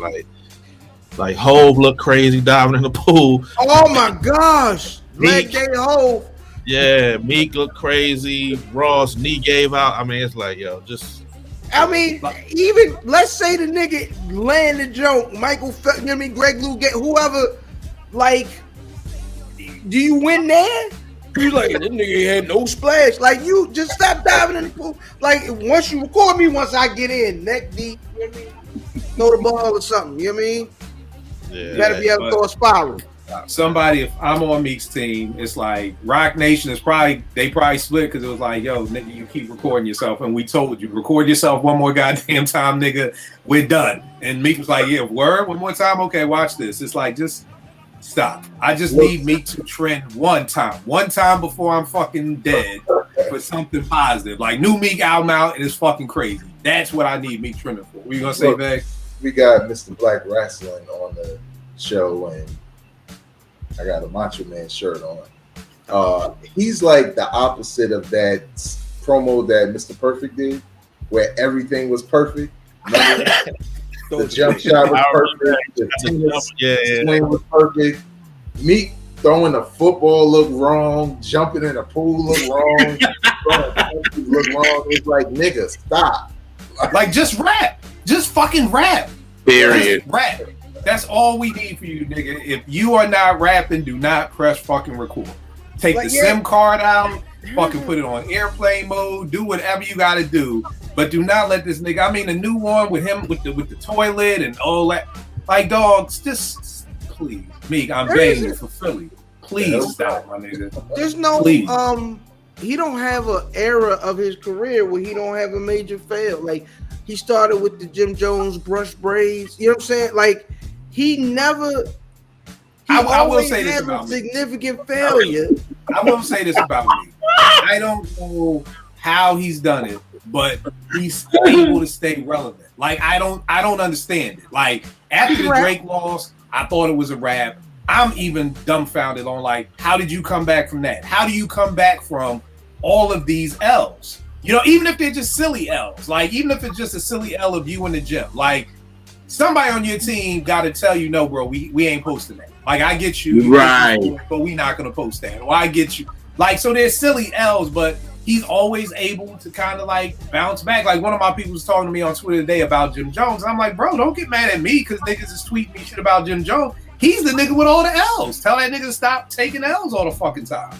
Like, well, yo, this nigga, he be pulling up on rappers. Well, tell him to hire a fucking cameraman and take that shit because all the shit we have of him is getting chased and crying and shit. So I like his help that. weatherman antics, yo. I like when he get to tapping that foot, man. I enjoy his brand. Do the weather like Cam, your old best friend that went out and got a job with his old best friend. You know what I'm saying? Now you go out here and do the weather or something, man. God dang, leave good rappers alone. I'm sorry. Hey, I will tell you, I never thought that Cam and Mace having a sports show would be one of my favorite TV shows. You couldn't have paid me to tell me that. I don't forgot where I left off. Who just went? Fam, Rel, is it you? Fam, did you just go? Rel, what you got up next? I got a twofer. I got Nipsey Hussle and Dom Kennedy.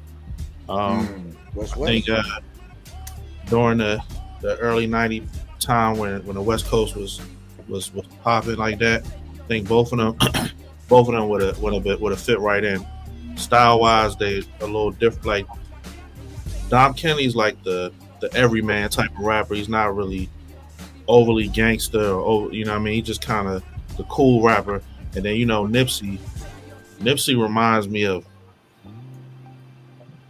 Snoop in a way a little bit, but not completely the same. But he just kind of reminds me of that. And I think you listen to his music because like that West Coast sound, that real West Coast, that Battle Cat, that type of sound.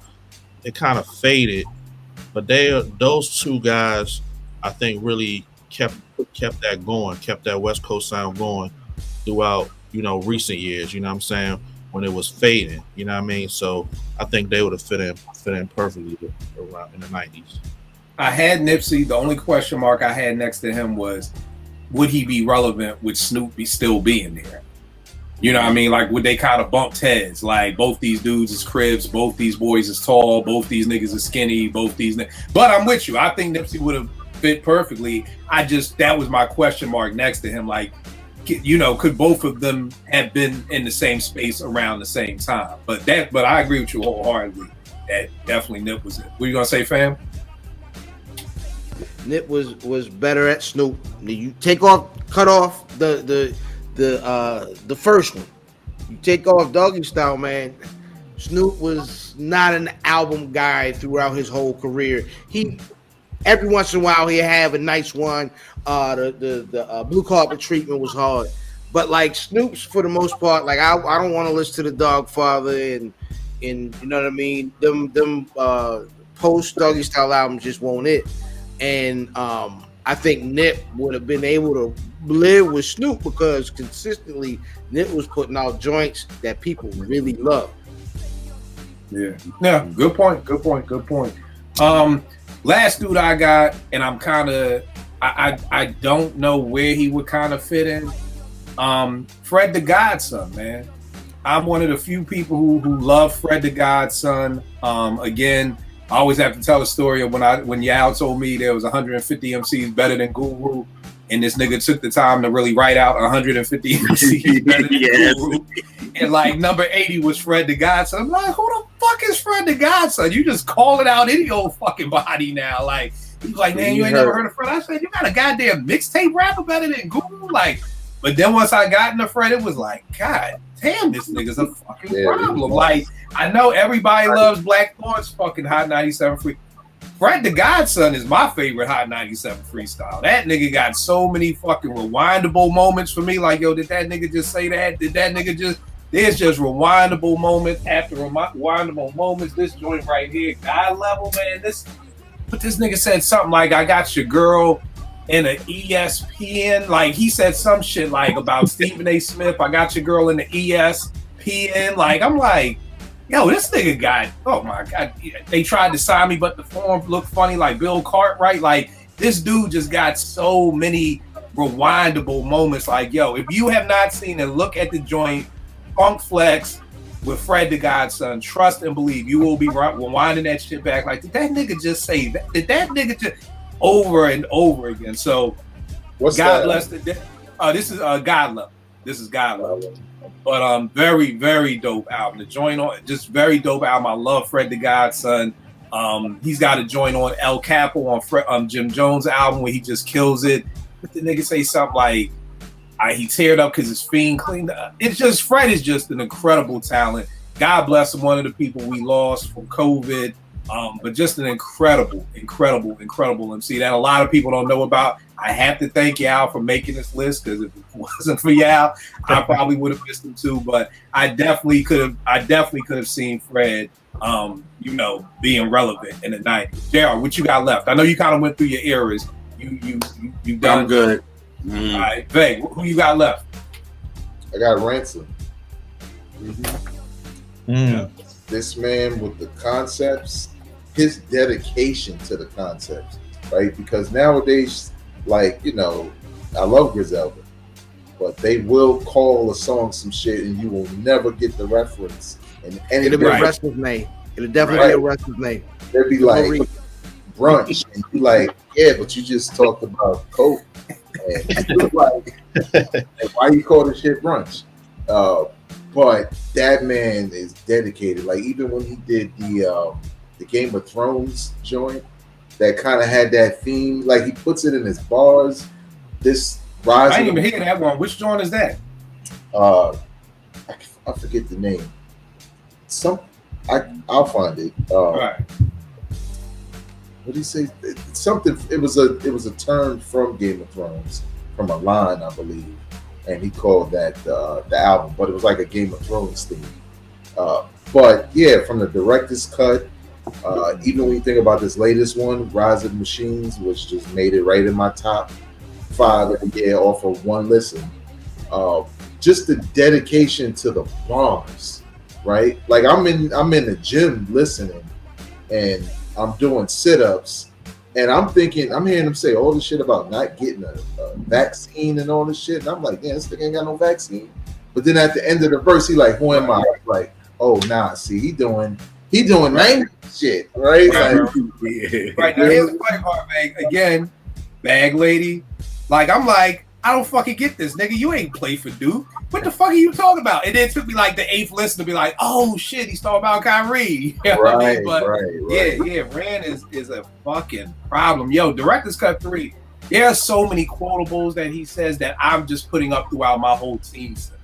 Like, he says shit, like he says something like, what kind of sheep runs from a shepherd's herd? And I use that to tell my kids, like, yo, I'm sitting here as y'all OG giving y'all games and y'all literally just ignoring them. Like, what the fuck? Like, what kind of sheep runs from a shepherd's herd? Like, yeah, I'm with you. Rand is on some old next level type shit, man. Yeah, because when you think about the different eras, right, I probably think more mid to late 90s. You get Hit and Chick quite as kept. I think he was on Clue tapes early on, because he was a part of that whole Joe Budden fabulous. Right. He was with 18. They were heavy on them Clue tapes. On the Clue tapes, right?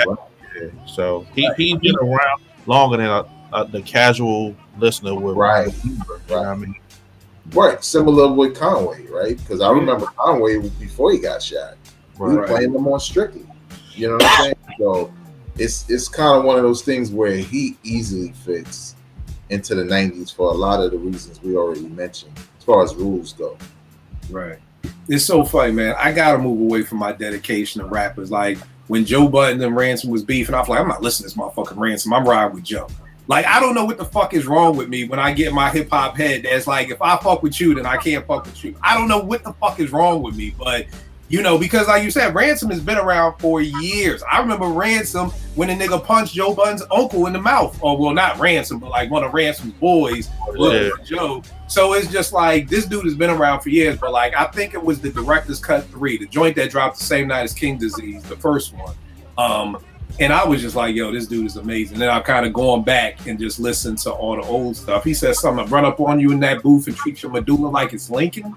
Like, see, one thing about Ransom too, you gotta appreciate the way his style evolved, because 18 Ransom rapped a little different than Ransom now. 18 Ransom, him and Hitchcock was real punchline heavy, like real metaphor and simile heavy. Like, I do have you on one leg like the Heisman Trophy, stuff like that. Like, he was, and then now he's kind of evolved his style to where, like, you know what I mean, he is not so punchline heavy, but he'll give you the quotables, but he also give you a lot of substance too. You know what I mean? So I think that's a testament to him as an MC for real.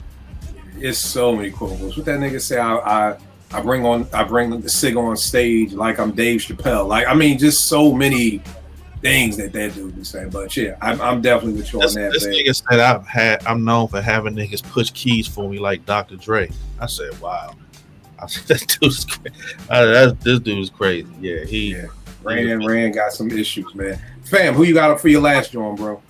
I'm gonna go for it. The era of groups is over, right? Everybody is an internet star because of they self and they love them. Little Brother is, the missing link. Like, you know what I'm saying? They are the link from the niggas from the past to your Coles, your Kendricks. You know what I'm saying? You know what I mean? Your upper echelon rap niggas. So yeah, I'm gonna go with Little Brother. All right. I had them. I'll talk about them later because I had them, but then I got a question mark. So it'd be a good discussion mark. Says, Ralph, who you got for your last joint? I'm going with 38 Special. I had him down with a question mark too. Yeah. And this is kind of like just personal. Like I just like 38 is so nasty. His style is different. The way he be changing his voice and the flow, and I think he would have fit. I don't know. Like when I mentioned somebody else in Vegas, like what he has stood out. Like I don't know. But I just think he's super dope, and I think his style and lyrics, and because he has his own style, you know what I'm saying. I think, and a lot of that was like applauded back then. Now it's who can I copy, you know what I'm saying. But in the 90s, it was like being original was the shit, you know what I mean. And he's original and dope. I think, you know what I'm saying. I think 38 Special could have held his own back then. Yo, bro. Again, 38 to me is like Ransom and Fred the Godson. I love quotables. I love hitting rewind, and I love did he just say, when that nigga said, I got my own stick, like I'm about to go play pool, man. You know, you niggas say you want to go play cool. Y'all niggas really don't want that. Y'all want to go there like Sunday. Y'all niggas don't want to go there like Sunday school. Y'all niggas dead on the rock. Like, I'm just constantly like, that nigga said something like, something, my Clark Kent, you won't, my side bitch gonna be here forever. But like Clark Kent, Superman, y'all never see us together. Like, just so many lines that I'm just like Clark Kent and Superman, y'all never see us together. Like, yo, you know, like, oh, this dude got those rewindable moments. What? Okay, here's some people I want to just talk about. Kanye. What's his best project to you? 38 Special. I would probably have to go to, hold on, I gotta look on my phone. Because like you said, Veg, the problem with a lot of these MCs, I don't even be knowing the name of their albums, the name of their songs. 38 Special. I really like the 7 Shots that he just dropped. That was 2022. 7 Shots was dope. Hold on, let me see. I love the joint that him and Benny did together. Is it the Stabbed and Shot joint? Yeah. 38 Special. There was another one. I thought I had it in my phone, but I don't. I'll send it to you. But it's either the joint that he just came out with 7 Shots, and there's another one now I really fuck with too. But yeah, I love his style. So Kanye. I was thinking Kanye, but my question mark was too soft for the 90s. Like when that nigga talk about niggas start pink polos will hurt the rock. I don't even know if a pink polo could have even fucking made it across the stage in the 90s. You know what I mean? Like, you know, that style or whatever. But do you think, and I think this is why so many people ignored him at Rockefeller for that time, because it was just like, nigga, just shut the fuck up and produce. Like, nigga, just, you know, you look at everybody on the rock, State Property, you know, fucking the Dipset, you know, Jay-Z, these niggas all are some street thug looking niggas, and here comes some nigga with a backpack and a pink polo on, you know, whatever. Do y'all think Ye would have been able to make it in the 90s, or was it wouldn't have worked?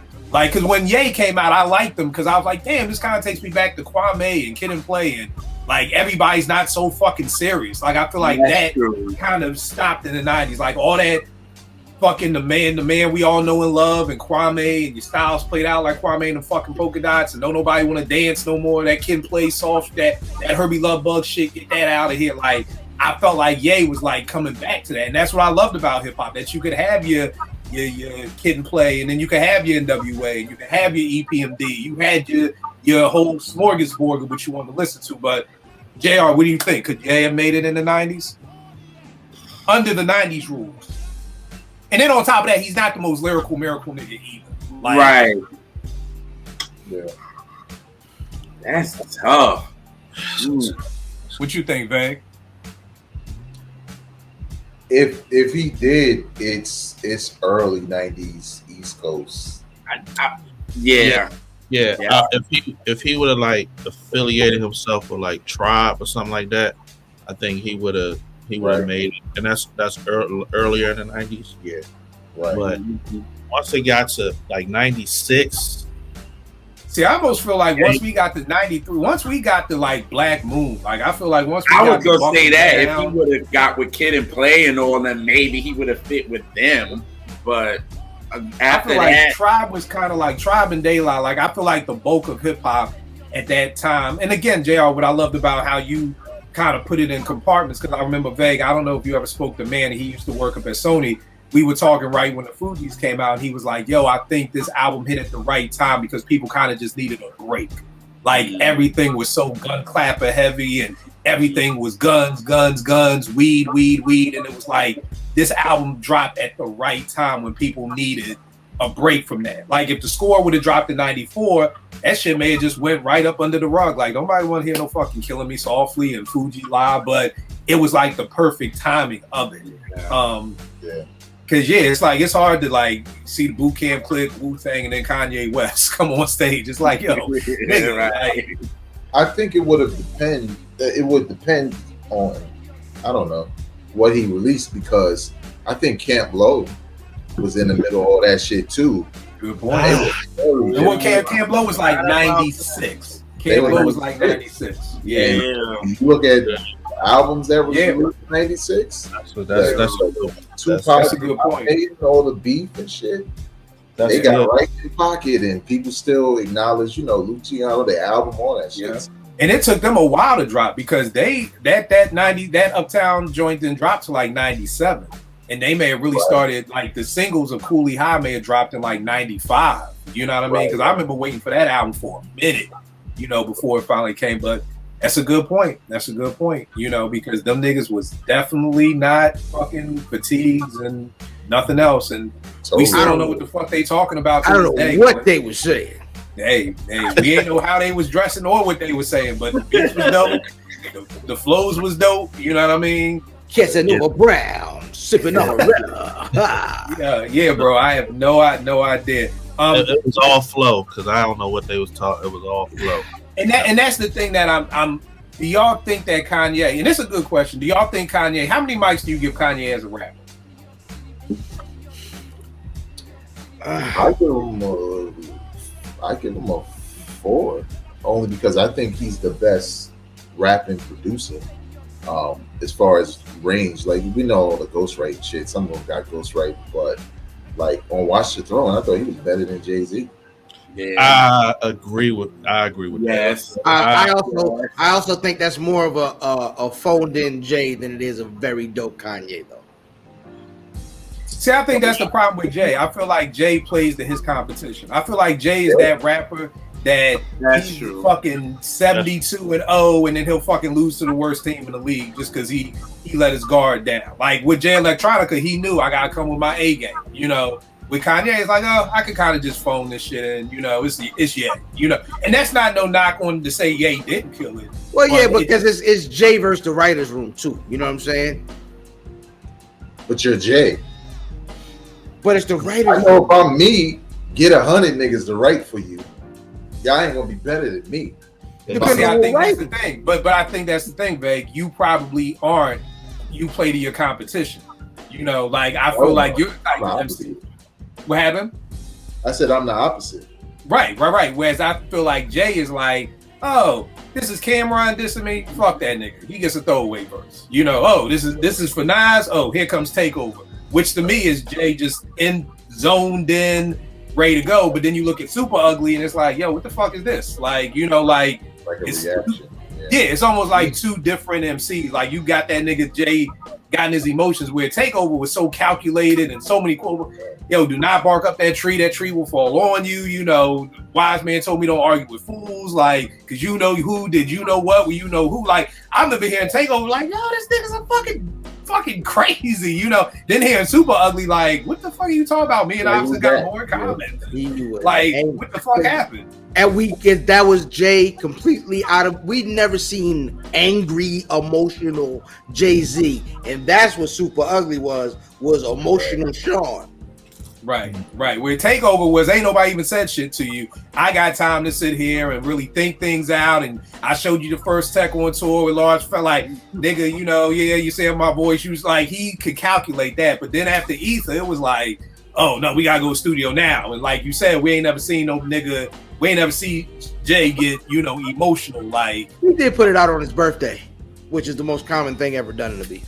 That's the worst thing. One of the greatest fucking it's kind of like back to back, right? Like, it's not really bar heavy, it's the timing. We were all thinking, like, when this nigga Meek gonna say something, and then Drake just said it for us. Like, yeah, I was like, and it played in the club. That was murder. Yeah. Dang it, Meek. Yeah. I mean, I've seen all them interviews with them state property niggas. Like, yo, we was in the club when they played that shit. They like, said they said the first time they heard Ether was in the club. Emilio Sparks was like, yo, everybody was looking like a funeral in that joint. Niggas was quiet. These niggas was quiet. Messing niggas nights out. They were like, where Nas at? Nas got to say something. Yeah, you're right. Dropping that shit on somebody's birthday. That's calculation. That's calculation. Mm-hmm. Drake, way too sing-songy for me. I don't think Drake, and I'm sure Portia would agree with this for me. I don't see him in the 90s. I don't know. You know what? I'm not even gonna say that because I don't feel like no shit. I'll just leave that sing-songy shit. Vague probably already knows where I was gonna go, and I don't feel like dealing with that shit. Vague, what were you gonna say? No, I was actually having a conversation similar about this today about PM Dawn and how a lot of what they were is what niggas are today. Now, especially Drake, right? Because they were looked at as hip hop outside of hip hop, right? And it wasn't much hip hop there, but it did feel like a Sade influence type shit. Right. They just came up in the wrong time. Yeah, you know? Just timing. Just timing, man. I mean, you know, it's like, I'm sure Kane is pissed, like, yo, nigga, I was wearing button-up shirts and y'all called me whack. I had button-up shirts and champagne in my hand and y'all niggas was calling me corny. Now this nigga Jay is doing it, and now everybody trading in jerseys, buying button-ups. Like, yo, what the fuck? Yo, like, those is nasty button-ups too, with them big cuffs on them. With the Jay was nasty for them shirts. Them shirts is disgusting. Yeah. Them shirts is disgusting. If you already know, so the sing-songy hip-hop thing is not new. You know what I'm saying? It's just the timing. You had niggas like, remember the kid Domino? Y'all remember Domino? Yeah. Yo, Ghetto Jam is the wildest song of all time. Jam, Sweet Potato Pie. Yeah, he had those songs. Yeah. When you think back, you listen to like how stuff is now. Like it's not new. It's just when it was. It was almost like who could do it? Because I always tell the story when All City came up to 889, and a little nigga was like, "Yo, I'm gonna be singing on this album," and we was like, "What are you talking about? You're gonna be singing?" He's like, "Yo, I'm just be singing on the album." And I'm like, "Okay, cool. Well, we'll see how that goes." And that shit didn't go. it didn't go. And that nigga was singing on that album. I have that All City album, and he was singing. He was singing. Yo, I was at a Big Shook show. This was 2009. This is when MOP got my beat tape, and Big Shook was singing at the show. Like, this nigga was singing. Big Shook from the Gangstar Foundation was like fucking singing. Like, he sings that. Yeah. He opened up his show singing, and again, this is 2009, and I'm shocked. Like, Big Shook is fucking singing. Like, what the fuck next? Is Little Fame gonna come out fucking doing background vocals? Like, what the fuck? Like, you know, so again, yeah. Ooh. So again, I just the sing-songy thing. I mean, Domino was there, but Domino was like a drop in the bucket for everybody else who was rapping. Like, at that time, you just couldn't sing. Right. And I remember people not liking Drake's first album because they're like, yo, he's singing the whole album. Like, mad niggas really wasn't feeling the first album because like, yo, he's singing like fireworks. Everything is him singing. Where's the spitting? You know what I mean? So but that's the thing. There are a lot of spitting Drake joints too. no, they are. But And- I think he's more so known for the singing. Whereas I got put on the Drake from the So Far Gone mixtape.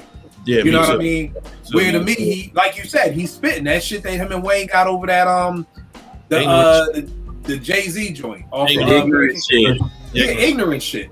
I actually think Drake and Wayne killed that shit more than Jay and Beans killed it. You know what I mean? I'm sure that's a minority opinion, but them niggas went in. And I ain't even the biggest Little Wayne fan in the world. And Wayne was killing that shit. You know, so that's how I got put on to him. So again, like you said, he can do that. I didn't know. Like I said, these were just question marks that I had. Yeah, I'm gonna be in the minority. I think Drake would have been fine. All right. I mean, All right. him and Chocolate would have made something The together. Rock with the shiny suit ever for sure. Oh my gosh, what? That is true. Drake and Puff? He could rap. That might have killed hip hop. True. Yeah, you muted. No, all right. Yeah, that is true. I could see him in a shiny suit in a heartbeat. Like, Yeah. I didn't even gotta. Oh, yeah. I don't even gotta try to imagine that shit. Probably because I probably saw him in a shiny suit recently. So that shit would fit right in. Now, here's my thing about Cole and Fonte. Do we think them being from North Carolina would hurt them? Yes. Okay. I don't think it eliminates them though. Because there were always that one or two. Oh, that nigga from Minneapolis. Like you know what I mean? There were always folks that, especially Nigga, who was underground from niggas. Minneapolis between Kirby Puckett and Prince? Who else was from Minneapolis? I More was just saying saying, the time. More sense. Oh, I thought you was getting that ass. Like you, I thought you was getting from no, Minneapolis. I was I'm like, saying just randomly, just in like, general. All right. like we I was like, I got like, Kirby Puckett and Prince. Like I got like nothing Vegas else. was saying earlier, like we would find out down the road, oh, they're Down the not road. from where we think they are. Right. You know what I'm saying? Right. Like, I figured he was like a Philly nigga or Jersey. I don't know. No, Right. that nigga from the Dakotas. Now, the little brother, the only thing my question about little brother, would they get drowned out by Tribe? Because what I always remember about little brother when they came in, everybody was telling me, kill, they the new Tribe. They're the new Tribe. They're the breath of fresh air that we need in hip hop. They're the new Tribe. And I'm kind of like, I kind of had my Tribe. I don't need a new Tribe. It's like when New Edition came out. My mom liked New Edition. She's like, nigga, I got the Jackson 5. I'm good. Like, you enjoy your music. I'm gonna enjoy the Jackson 5. Like, that's the only thing with little brother. The talent is there. Everything is there. I just didn't know would they have been like the Boogie Monsters. You know what I'm saying? Would they have just been one of those kind of groups that were dope, but Tribe was just so big that it kind of was like, we don't need a new Tribe right now because we have Tribe. What are you gonna say, Veg? I think the minstrel show could drop in whatever era in the 90s where there's a lot of classics, and it would be a classic. And it would separate them from Tribe. Because I was the same way too. Like, at that time, I was producing Strictly Hip Hop. I wasn't on it anymore. Ak and Scooby were hosting. And I remember, like, they would come to my office all the time. Yo, you gotta listen to the listening. It's like Tribe. And I'm like, nigga, I am a Tribe Called Quest fan. Nothing's like that. Right. So get this bullshit out of here. And I didn't really, like, I wasn't feeling it because it was like introduction, right? Yeah. Now my Expectations are everything. Gotcha. and I don't hear it. But when I heard the minstrel show, I was like, oh, I hear it now. These niggas are special. You know what I'm saying? So it's so far I was the same way to the listening because everybody was like, they went to Future Flavors. Pete Rock invited them to the basement. This is that. I was like, God damn, these niggas must be the fucking next. And then I heard the listening and I was like, why do the drums sound like this? Oh, he make beats on a computer. Oh, well, nigga, well, there you go. I'm good. I'm gonna pass on the nigga who's making beats on a computer. You gotta understand, in 2000, niggas was still MPCs and ASR 10s. Wasn't nobody making no goddamn beats. I could hear the drums. I'm like, why are the drums so stiff? Why the fuck don't they got no swing to them? Oh, he making them on a goddamn computer. Here's the thing. I always thought Fonte was a star. I thought Fonte was a star. Never was in love with ninth beats like that, and thought Pooh was dope. Like, to me, it was like Tribe. It was like Fonte is Tip, Pooh is Fife, you know, Tay's the star. Here's the guy. So I'm with you on the listening. I've learned to. I wasn't a big fan of the minstrel show when it first dropped. I don't think I even listened to it until later, and I fuck with it. But you're saying that you do think that Little Brother would have been able to be in the 90s and still compete with everybody. Yeah, I think they're unique enough, right? Because of where they're from, right? It's the same thing with Outkast and Goody Mob, right? Like their music was filled with the flavor of where they were from, right? They weren't trying to sound like something else. Whereas with, like you said, you know, you on the surface you might think they're from somewhere else, but once you start to hear, you know, them shout out Durham and all of that, then you're like, oh, they're from a different place, but they're so dope with it. But you're right, to your point, at that point in time when they came out, it kind of was that debate between making beats the way you make them, the way versus the way Knife made them, DJing the regular way and Serato. You know what I'm saying? Like that shit wasn't widely accepted like it is now. Because I love Hit Boy, and Hit Boy started on Fruity Loops. Right. Hey, really quick, I'm so glad I wasn't as cool with y'all niggas as I am right now. Y'all done ruined the goddamn listening for me. Hey, shout out to Brother Mav. Brother Mav, my cousin, say, yo, listen to this. That's the only preamble I got to the listening. But you know what? That's the dope thing. We're always talking about expectations. And my expectations was so high because it was like, yo, they're so dope. Pete Rock heard them and invited them over to his basement. And I'm like, God damn it. I've been wanting to go to the basement for 20 years. I ain't even getting to like, it was premieres playing them. It was just, the bar was set so high that it was kind of just like you said, if somebody would have just said, it's why like I never really, when I tell people about music, I never want to be like, oh my God, you're going to love this album. I just really kind of just want to be like, just listen to it, see what you think. Because I feel like me even saying, oh my God, you're going to love this album is enough to maybe now put up your fences and be like, let me see what this nigga talk about. Right, it's not that dope. And it's not, because I'm like, yo, if this nigga got invited over to Pete's house, I'm about to hear some beats that's going to be fucking crazy. And when I didn't hear crazy beats, nothing was wrong with the beats. It's not whack at all, but it just wasn't, you know, it's almost just like if I send you to a cheesesteak spot and I tell you it's 5 mics, nigga, you expecting a 5 mic cheesesteak. Like that's what you expect. You know, you ain't expecting no fucking 7-Eleven Subway cheesesteak, because I just told you this shit the best cheesesteak I've ever had. And if you go there and it's not, you're gonna be like, you know what I mean? Kill, when I was in Philly for the conference, who I called while I was out there? You. And I was like, nigga, I eat all day. I did the same thing. Philly can offer. And I was right. I ate that whole shit. I was knocked out after that. But yes, when I called Kill about the cheesesteaks, it was still football season. He sent me the Maxes. I ain't sent you the Max. I know I sent you Delisandro's. It was a joke. It was he's joking, everybody. He's joking. Number one, I never said it was still football. I wouldn't send an out of towner to Max. Out of towners to Max. Yeah. Max is down North Philly. I'm gonna fix this Cowboy fan right now. I know what it is. Nah, I would never send an out of towner to Max, nigga. Not at all. I would never put nobody in life in danger like that. I send people to try to send y'all to the most whitest places you can. Yo, where else? Mama's in Bala Kenwood, white. Bala Kenwood, yeah. Delisandro's white. You know what I mean? John Roast Pork, white. Like, I'm sending y'all to the most whitest, safest neighborhoods in the world. You send somebody to Max's, they gonna be like, so I can get a cheesesteak, shot, rob, a pair of sneakers, a goldfish, and a throwback. And he ain't lying. You can't get a goldfish. You can't. You may get a pitbull. You may be able to buy a pitbull puppy all in one sitting. You may come out of Max with a blue puppy, a cheesesteak, and some tube socks. So yeah. Right. And I'm not exaggerating by any means or whatever like that. Man, that's convenient.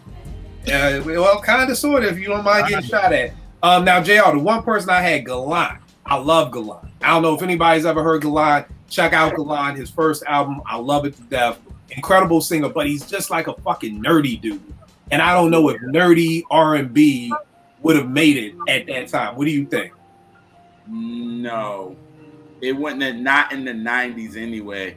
Especially, again, once hip-hop came into R&B, cut everything. So they would have been like, you would have even had the R&B dudes like, who this nerdy nigga? Like, ain't nobody rocking with him. Right. So it would have been that. If you haven't heard Gallant, check this joint out. It's called Ology. Ology, yep. This shit, here, just listen. I don't want to say nothing else. I don't want to set no expectations. Right. He would have been good starting in the 2000s. He would have been all right. And the best way to start with him is start with, you could just put this up on YouTube, Weight in Gold. Him and Seal have a duet called Weight in Gold. Just look at that. If you like that, you'll probably like the album. I don't want to put any expectations on it. Fam, tell them all about Where's Buffy. Tell them all about Black Wrestling. Tell them all about everything that you got going on, good brother. Well, listen, if you are in the DC area, we're going to be, the good folks of the Black Wrestling Podcast are going to be hosting a panel talking about pro wrestling and their rapper and wrestling equivalencies. You know what I'm saying? It should be a very, very dope, you know what I mean? Just like saying Bret Hart and Nas, or, you know what I'm saying, Shawn Michaels and Jay-Z. Like, you know what I mean? Those type of parallels we can be drawn. It should be a good time. Should be some nice little talk. BlurCon, Northern Virginia, this weekend, panel 7 p.m. at the Crystal City Hyatt. At Black Wrestling on all social media, at Where's Buffy. Be back soon. At Where's Buffy, very, very soon. We are cooking. We ain't gone nowhere. I am IlFam790 in social media choice. The On Answer the Podcast, and kept the bro bound on Blue Diamond Phillips, Sticky Dragon, Steamboat Pod, Champ Pod. God's favorite podcast, the Potty Pipe. I'm here to podcast, Chew Bubble Gum, and I'm all out of Dentine Ice.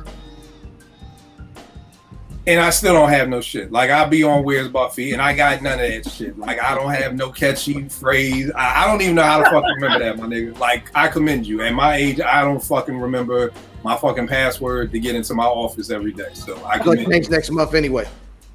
Right. Rel, what are you working on, good brother?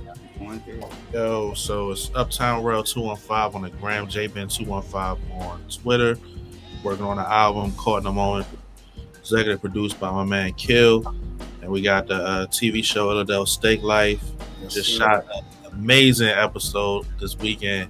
I can't wait for everybody to see it. You know what I mean? And you know, the show, we doing something that nobody else ain't doing. Like, this is something totally different. You know what I mean? 3 Philly dudes checking out cheesesteaks from all over. If you say you got a good cheesesteak, we gonna come see you, and we gonna be honest. And we're going to talk hip-hop. We're going to be fly. We're going to have low on, all that. It's the vibes, you know what I'm saying? So, Illadelph Steak Life, check it out. That new episode, I can't wait for it to drop. Yeah, I can say the new episode is definitely the direct opposite of the first episode. Thank you. I can tell you that it's the exact opposite of it. You know, we felt like we got some respect this time. You know, we went in the spot, and it was like, yo, we're here. It was like, what's the cameras for? We're doing a show. Oh, for real? Yo, we gonna send y'all out all the food free. Everything free. Like, yo, you know, try this, try that, try this, try that. You know, so it really felt like, okay, we official now. Like, you know what I mean? Niggas came in ready to spend money. It was like, nah, y'all good. Just whatever y'all want. Just, you know, let us know what y'all think. You know, I want to put a disclaimer out. Listen, me and Kill do not try to dress alike. Okay, let's. I'm just gonna put that out there. Yeah. You see the episode? I'm just putting that out there. Hey, if you see the first episode, we had on very similar colors, and people was like, "Yo, y'all, that's cool. Y'all tried to dress alike," and I'm like, "Nigga, I'm 49. I ain't dressed like no other grown ass man. This is not fucking New Edition. Nigga. We are not trying to dress alike. Like, we are. Like, that is not the goal." And the funniest thing was, I was up till 4 a.m. looking for some place to go, because the place we was gonna go, I was like, yo, this shit don't look good. Like, I can't go 0 for 2. So I was up till 4 a.m. I didn't have a chance to call Rel, like, yo, what are you wearing? And as soon as this nigga came across the corner, I'm like, God damn, nigga. When I walked up and seen this nigga, I said, oh my God. This shit is worse than the first. This is worse than the first episode. But the great thing is just Philadelphia vibes. Everybody will enjoy the spot. We are going to give you a 5-mic place to get a cheesesteak in Maryland. You can't beat this fucking episode. If you took this cheesesteak and put it in Philadelphia and gave it to somebody, they would have no complaints. That's how good this spot is. It's a 5 mic cheesesteak. Wow. Vay, let them know where they can get at you, good brother. I'm here trying to do sit-ups and you niggas fucking up my workout.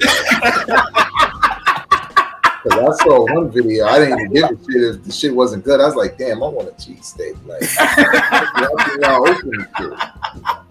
so. Yo, I got a spot in Brooklyn. That I need somebody to try, man. It looks incredible, but I need somebody to try it to see if it's dope enough. Because we want to come up and do an episode of them versus a chopped cheese. Because a lot of New York niggas be like, nah, chopped cheese is this. And I've had some, but they like, nah, you going to the wrong bodega. So I'm like, yo, we gonna get a nigga from Harlem or the Bronx and take us to the fucking chopped cheese bodega heaven or whatever.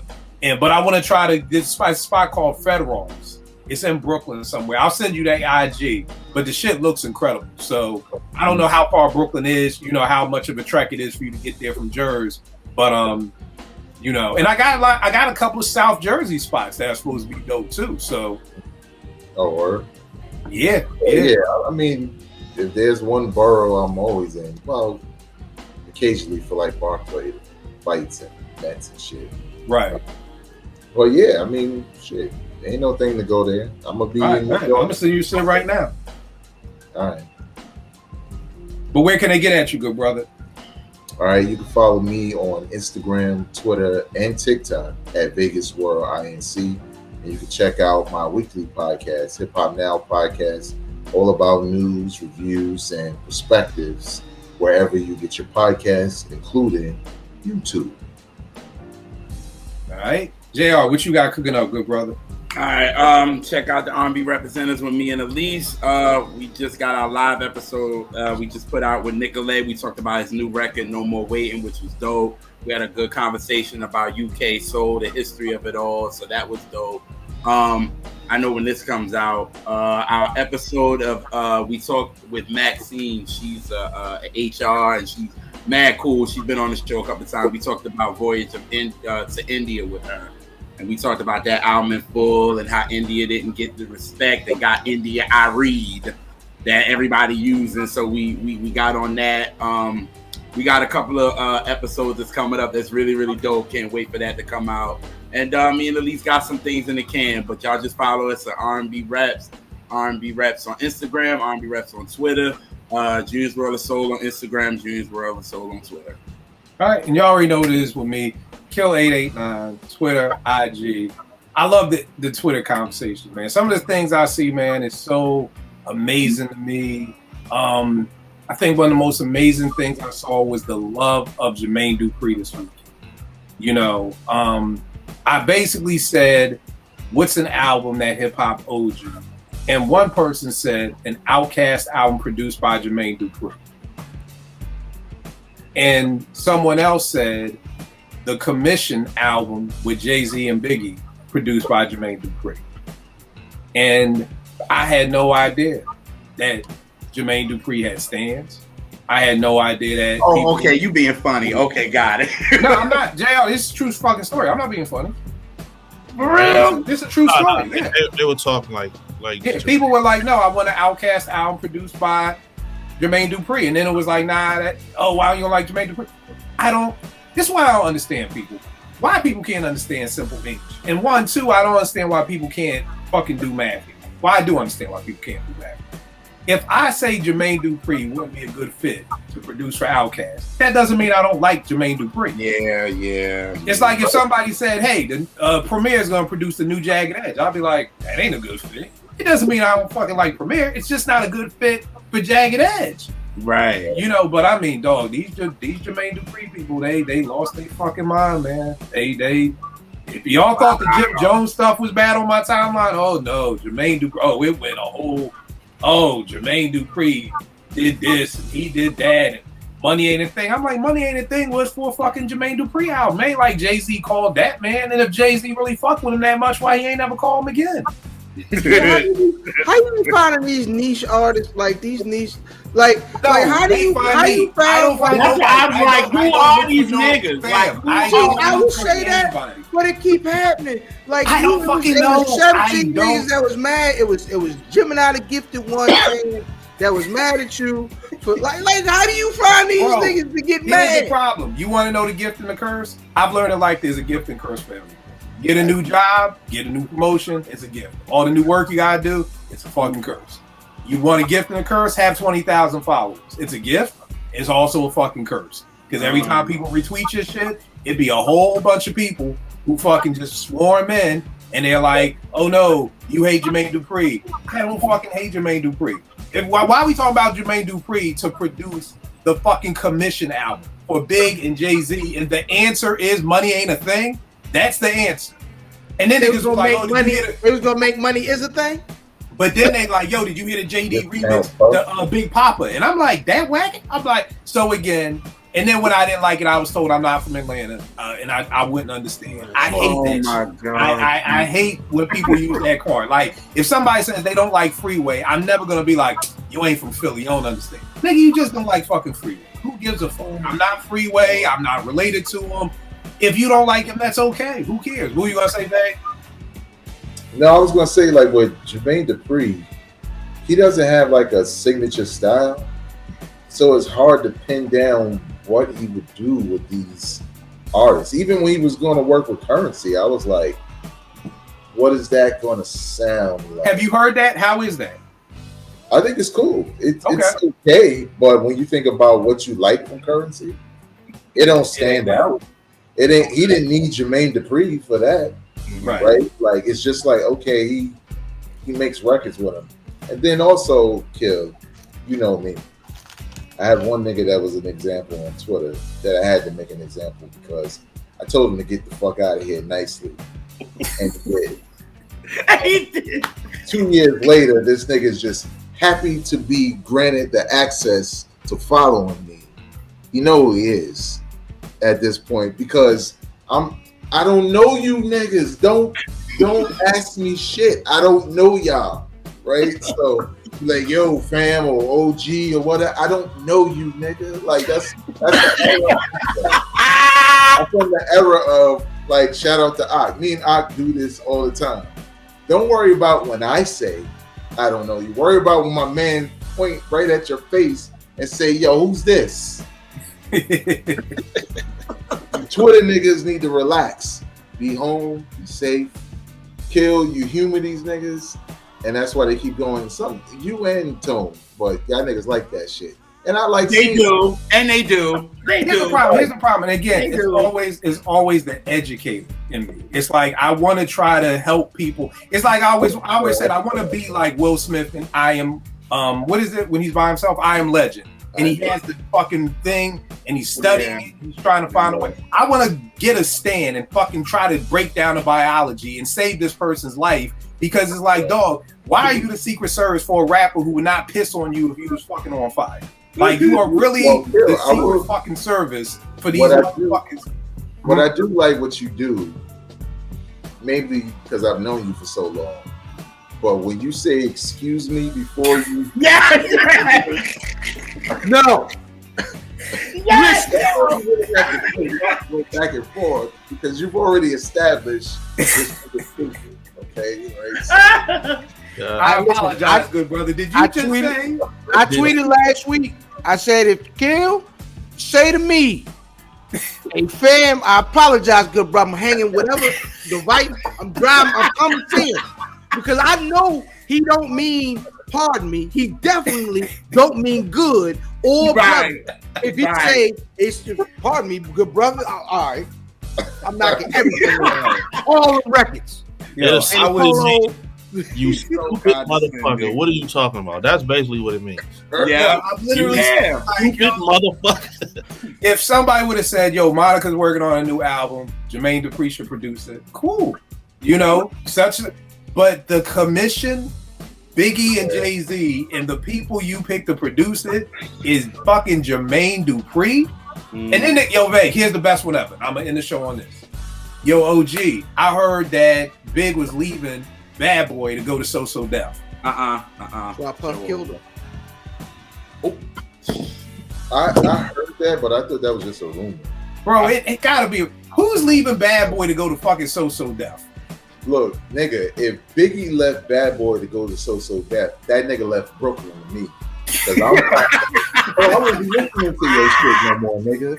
I don't want to hear them party beats from that nigga. Dog, who says, yo, I'm tired of hanging around the Locks and Puff and fucking Black Rob, and I want to go hang around Chris Cross and Lil Bow Wow. You know, I want to go down here and hang out with these. Yo, the Big and Bow Wow collab would have ended the hip hop. Yo, and then niggas was like, yo, don't forget Jermaine Dupri produced the B-side with the Brat and Biggie. I'm like, nigga, I forgot about the B-side, and I'm a fucking big fan. Like, nigga, what is this? So again, I forgot about that. But the beautiful thing is I just want somebody. I tell Tanya all the time, I need you to love me the way these stands love these rappers that they've never met, because it's some type of undying love that is just I've never seen before in anywhere whatsoever. Thank God that we all had fathers or men in our lives to kind of anchor us, and we don't have to look at our favorite rappers as you know, the people who we look up to.